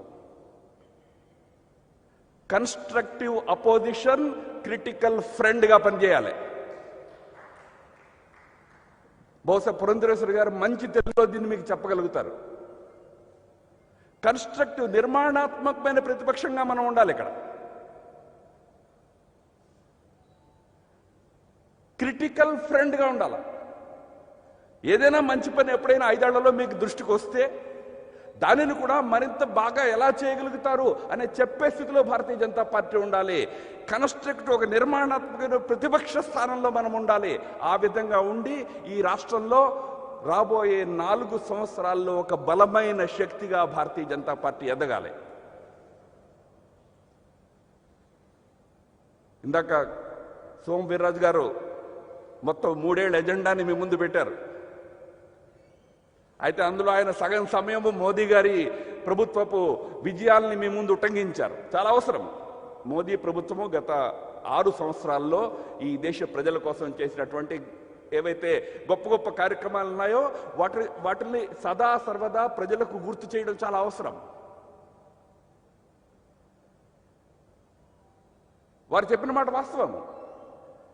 గతంలో చంద్రబాబు గారి ప్రభుత్వం సమయంలో కానివ్వండి, ఈ ప్రభుత్వంలో ఇప్పుడు ప్రభుత్వ సమయంలో కానివ్వండి, ఏవైతే ప్రజా ఉపయోగకరమైన కార్యక్రమాలు జరుగుతున్నాయో వాటిలో పెద్ద షేర్ మోదీ గారి ప్రభుత్వానికి ఉన్నది, కేంద్ర ప్రభుత్వానికి ఉన్నది. కనుక ఆ విషయం యొక్క పొలిటికల్ బెనిఫిట్ సంపాదించే ప్రయత్నాన్ని కార్యకర్తలుగా మనం చేయాలా. బట్ ఒక విషయం గుర్తుపెట్టుకోండి, మోదీ గారి భుజాల మీద తుపాకీ పెట్టి యుద్ధంలోకి వెళ్దామని ప్రయత్నం చేయకండి. చేస్తే మళ్ళీ 1వ శతంలో ఉండిపోతారు. రాష్ట్రంలో రాష్ట్ర యొక్క ఇంట్రెస్ట్ కోసం పోరాడేటటువంటి పార్టీగా భారతీయ జనతా పార్టీ నిలబడాలి. కేంద్రము మొత్తము దేశాన్ని చూసే వ్యవస్థగా, ప్రభుత్వముగా అనేక రకాలైనటువంటి నిర్ణయాలు చేస్తుంది. వాటి యొక్క ఫలితాలు, వాటి యొక్క అడ్వాంటేజెస్ తీసుకోవాలా. కానీ రాష్ట్రంలో ఈ రాష్ట్ర ప్రజల కోసం ఒక బలమైన ప్రతిపక్షంగా నిలబడాలంటే మనం ఏ ఇష్యూస్ని తీసుకుని పోరాటం చేయాలా, దాని విషయంలో కూడా అంతే గంభీరంగా ఈ స్టేట్ యూనిట్ ఆలోచించాలా. ఈ రాష్ట్రంలో ఇవాళ బలమైన ప్రతిపక్ష వాయిస్ లేదు. ఒక బలమైన ప్రతిపక్ష వాయిస్ని ఇక్కడ నిర్మాణం చేయాలి.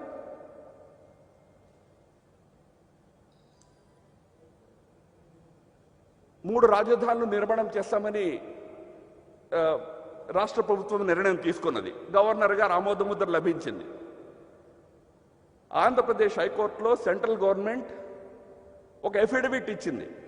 దాంట్లో ఇది రాష్ట్ర ప్రభుత్వం యొక్క జ్యూరిస్డిక్షన్లోకి వచ్చే విషయము, కేంద్రము జోక్యం చేసుకోవాల్సిన విషయం కాదు అని చెప్పినట్టుగా మనమంతా చదివాం. ఈ రోజు కూడా పేపర్స్లో ఉన్నది. అదొక రాజ్యాంగపరమైనటువంటి ఒక సమాధానం. అది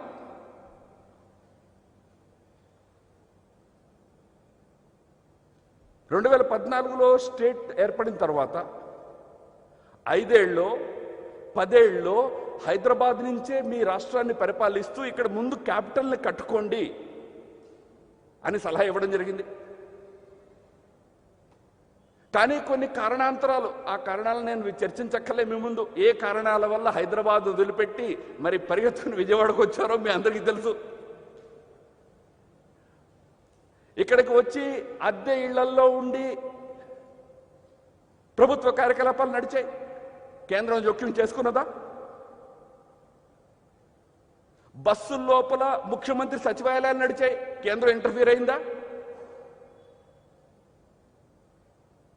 అమరావతి రాజధాని కట్టుకోవాలా ఆ నిర్ణయం జరిగినప్పుడు కేంద్రం వద్దందా? ఉల్టా 2,500 కోట్ల రూపాయలు ఇచ్చింది. మంచిది, కట్టుకోండి, మీరు నిర్ణయం చేసుకోండి, అక్కడ కట్టాలంటే కట్టుకోండి అని. ఏ విధంగా అయితే గత ప్రభుత్వము ఇక్కడ రాజధాని విషయంలో కానీ ఇతర విషయాల్లో కానీ ఏ నిర్ణయాలు తీసుకున్నా కేంద్రం ఇంటర్ఫీరెన్స్ కాదు, కేవలము కేంద్ర ప్రభుత్వముగా చేయవలసిన బాధ్యతను మాత్రం నిర్వర్తిస్తూ వచ్చిందో అదేవిధంగా ఇప్పుడు కూడా ఒకవేళ రాష్ట్ర ప్రభుత్వం రాజధాని విషయంలో ఏదైనా నిర్ణయాన్ని తీసుకోవాలని అనుకున్నట్లయితే కేంద్రం యొక్క రోల్ దాంట్లో లిమిటెడ్గా ఉంటుంది. కానీ దాని అర్థము ప్రపంచంలో ఎక్కడా లేనట్టుగా, భారతదేశంలో ఎక్కడా లేనట్టుగా 3 రాజధానులు కడతాము అంటే దాని యొక్క ఔచిత్యాన్ని ఎవరు ప్రశ్నించకూడదని కాదని అర్థం. ప్రశ్నించే వాళ్ళు ప్రశ్నిస్తారు. భారతదేశంలో ఏ రాష్ట్రానికి 3 రాజధానులు ఉన్నాయండి? ఆంధ్రప్రదేశ్ కంటే 4 రెట్లు ఎక్కువ జనాభా ఉండే ఉత్తరప్రదేశ్కి ఒకటే రాజధాని, లక్నో. పరిపాలన సక్రమంగా సాగడం లేదా? అయినప్పటికీ ఇక్కడ ఏదో ఒక రాజధాని కడుతూ ఉంటే కరప్షన్ అయిపోతుంది, అమరావతిలో బోడంత కరప్షన్ జరిగింది కాబట్టి 3 రాజధానులు కట్టాలి అంటే భారతీయ జనతా పార్టీ ఒక రాజధాని కరప్షన్కి ఎగనిస్ట్గా ఎలాగైతే పోరాడిందో 3 రాజధానుల కరప్షన్ వచ్చినట్లయితే కూడా దానికి ఎగనిస్ట్గా కూడా పోరాడాల. ఇది కరప్షన్కి ఒక ట్రిపుల్ కరప్షన్కి సాధనంగా మారకూడదు. ఇది మరోవైపున అమరావతి రైతులకి చిట్ట చివరి రైతు వరకు వారికి న్యాయం జరిగేటందుకు జరుగుతున్న పోరాటంలో భారతీయ జనతా పార్టీ ముందుండాల. ఇవాళ 3 రాజధానుల విషయం సబ్జుడీస్ కోర్టు ముందు ఉన్నది. కోర్టుల నిర్ణయం ఏ విధంగా ఉంటుంది మనం చూద్దాం. కానీ రాష్ట్రంలో ఈ 3 రాజధానులు అనేది మళ్ళీ ఒక అవినీతికి పెద్ద ఆలవలంగా మారకుండా, అదేవిధంగా అమరావతిలో నష్టపోతున్నటువంటి రైతుల యొక్క ఆ నష్టాన్ని పూరించే విధంగా భారతీయ జనతా పార్టీ ఒక సక్రియమైనటువంటి పాత్రని పోషించవలసి ఉన్నది. కనుక స్టేట్కి సంబంధించినటువంటి అటువంటి ఇష్యూస్ని తీసుకుని నేను ఇందాక చెప్పినట్లుగా ఒక కన్స్ట్రక్టివ్ అపోజిషన్గా భారతీయ జనతా పార్టీ వాళ్ళు ఎదగాలి ఈ రాష్ట్రం లోపల. మోదీ గారు ఇంకొక 10-15 ఏళ్ల పాటు ఈ దేశంలో ప్రధానమంత్రిగా ఉంటున్నారు. వారి యొక్క పేరు ప్రతిష్టలు, వారి యొక్క మంచి పనులు, గుడ్ గవర్నెన్స్, దాని యొక్క బెనిఫిట్ మనకి దొరుకుతుంది. కానీ అది సరిపోదు. ఆంధ్రప్రదేశ్లో మనము 2024లో అధికారానికి దగ్గరికి రావాలి అంటే ఈ రాష్ట్రంలో భారతీయ జనతా పార్టీ కార్యకర్తలు రాబోయే 4 సంవత్సరాలు చాలా కష్టపడి పనిచేయాలి. మంచి అవకాశం ఉన్నది ఇక్కడ ఈ రాష్ట్రంలో. నాకు తెలుసు ఇక్కడ ప్రతిపక్ష పార్టీల విషయంలో ప్రభుత్వం యొక్క వైఖరి ఏ విధంగా ఉన్నది మేము చూస్తూ ఉన్నాము. దాన్ని కూడా, ఆ వైఖరిని కూడా ధీటుగా ఎదుర్కోవాలా. రాజకీయాలు పూల పానుపు కాదండి. This not a smooth ride. రాజకీయాల్లో అధికార పార్టీ యొక్క దురహంకారాన్ని ఎదుర్కోవాల్సి వస్తుంది, వారి యొక్క గూండాయిజం ఎదుర్కోవాల్సి ఉంది. ఇందాక కన్నా గారు చెప్తా ఉన్నారు, లోకల్ బాడీస్ ఎలక్షన్స్ లో పోటీ చేసేవాడి ఇంటికి పోలీసులు వెళ్ళిపోయి కూర్చునేటటువంటి రాష్ట్రం ఆంధ్రప్రదేశ్. పోటీ చేయకుండా చేసేటువంటి రాష్ట్రము. ఈ రోజున అధికారంలో ఉన్నటువంటి వ్యక్తులు అధికార వినియోగానికి ఆ విధంగా పాల్పడుతుంటే సంఘర్షణ చేయవలసి వస్తే సంఘర్షణ చేయడానికి బీజేపీ సిద్ధంగా ఉండాలా. ప్రతిసారి ఢిల్లీకి ఫోన్ చేసేసి సార్ మీరేదైనా చేయండి, ఢిల్లీ నుంచి ఏం చేయాలో చేసే ప్రయత్నం జరుగుతుంది తప్పనిసరిగా. కానీ ఆంధ్రప్రదేశ్ పార్టీ హార్డ్ వేలో వెళ్ళి, సంఘర్ష పథంలో వెళ్ళి రాష్ట్రంలో రాష్ట్ర ప్రజల కోసం ఒక బలమైన రాజకీయ శక్తిగా ఎదగాలి. ఈసారి ఈ రాబోయే 3-4 సంవత్సరాల్లో దాన్నే లక్ష్యంగా పెట్టుకుని పనిచేయాలని అని మీ అందరినీ కోరుతున్నా. ఈ రాష్ట్రంలో చాలా సంవత్సరాలు జూనియర్ పార్ట్నర్గా పనిచేస్తూ వచ్చిన కారణంగా ఒక మనస్తత్వం మన మనస్సులోకి వచ్చేసింది, జూనియర్ పార్ట్నర్ మనస్తత్వం.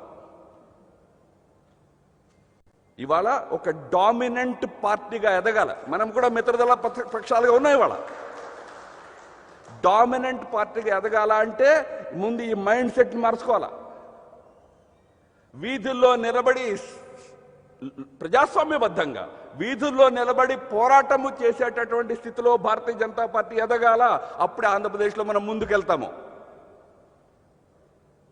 ఇతర పార్టీల భుజాల మీద చేతులు వేసేసుకుని వెళ్ళిపోదామని, లేకపోతే మోదీ గారు భుజాల మీద తుపాకులు పెట్టేసి ఫైర్ చేద్దామని ఆలోచన నుంచి బయటకు వచ్చి కొద్దిగా కష్టపడి సంఘర్షణ చేస్తూ ప్రజల కోసం నిలబడేటువంటి వ్యక్తుల్ని మన పార్టీ వైపు ఆకర్షిస్తూ, ఇందాక సోమవీర్రాజు గారు చెప్పినట్టుగా ఈ కులతత్వము ఇటువంటి రాజకీయాలకి బయటకు వచ్చి అందరినీ ఈ రాష్ట్రం యొక్క మంచి కోరే అందరికీ ఒక ప్లాట్ఫామ్గా భారతీయ జనతా పార్టీని డెవలప్ చేసే దిశలో మీరంతా కృషి చేయాలి. సోమవీర్రాజు గారి నాయకత్వంలో పార్టీ కొత్త కమిటీ తొందరలోనే ఏర్పడిన తర్వాత మళ్ళా తొందరలోనే పార్టీ యొక్క ఇతర గతివిధి ఏదైతే రాష్ట్రీయ కార్యవర్గ సమావేశాలు లాంటి ఏవైతే ఆర్గనైజేషనల్ గతివిధి ఉన్నదో, ఆర్గనైజేషనల్ యాక్టివిటీస్ ఉన్నాయో వాటిని వెంటనే ప్రారంభం చేసి ఎక్కువ ఆలస్యం చేయకుండా, ఎప్పటికీ ఆంధ్రప్రదేశ్కి కొద్దిగా ఆలస్యమైంది. దేశమంతా కూడా అధ్యక్షుల నియామకం పూర్తయి ఆల్మోస్ట్ 1 year అయిపోయింది, 7-8 months అయిపోయింది. ఆంధ్రప్రదేశ్లో కొద్దిగా టైం తీసుకున్నది అయినప్పటికీ ఈ మిగిలిన సమయంలో ఎక్కువ ఆలస్యం చేయకుండా తొందరగా పార్టీని ఒకసారి మళ్ళీ ఎనర్జైజ్ చేసి ముందుకు తీసుకెళ్ళాలి.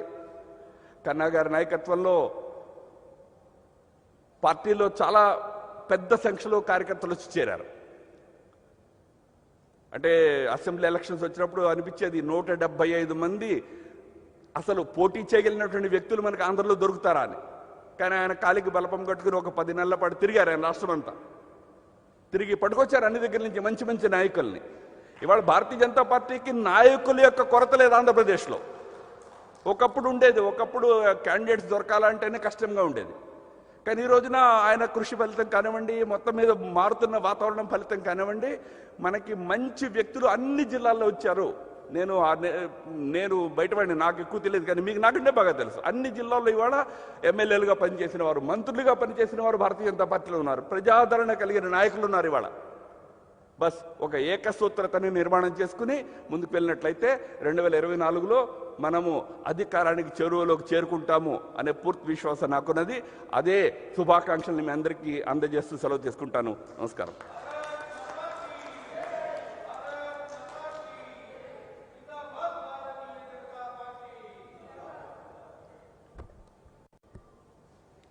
అందరికీ నమస్కారం. ఎంతో కనుల పండుగ రంగరంగ వైభవంగా జరగాలి,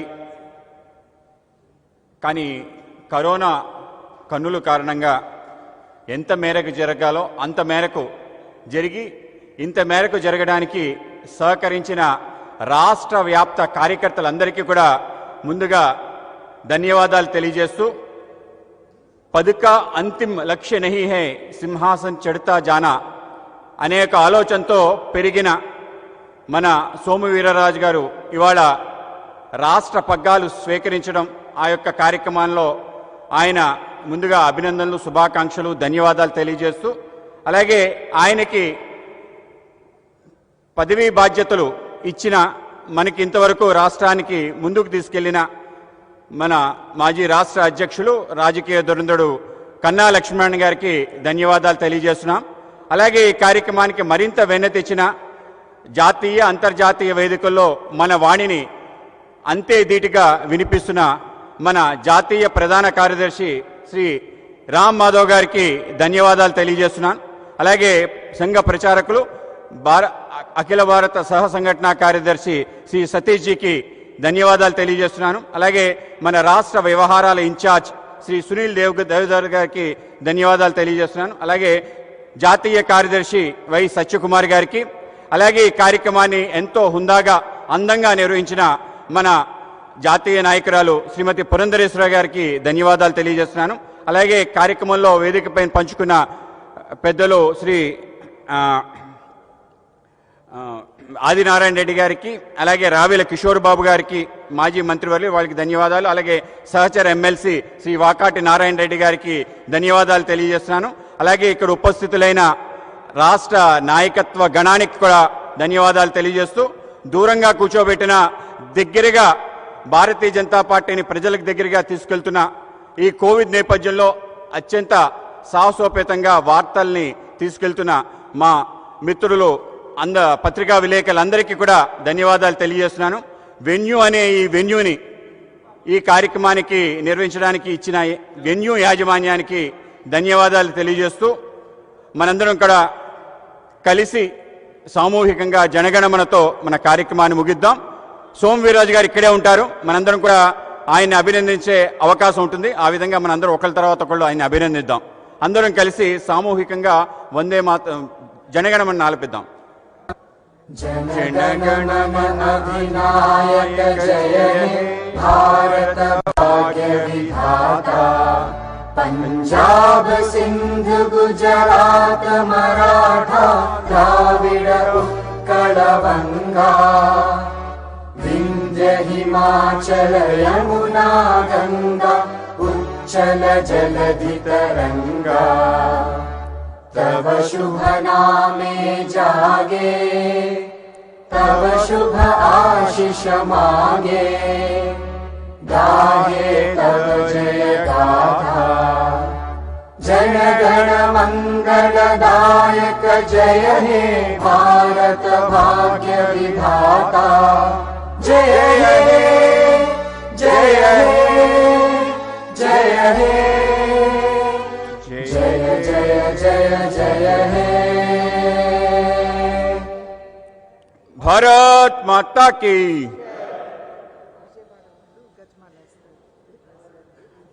విజయవాడ పార్టీ సంబంధించిన వాళ్ళు గజమాల వేసి ముందుగా సోము వీర్రాజు గారిని అభినందనలు తెలియజేస్తారు. శ్రీ సత్యమూర్తి గారు అండ్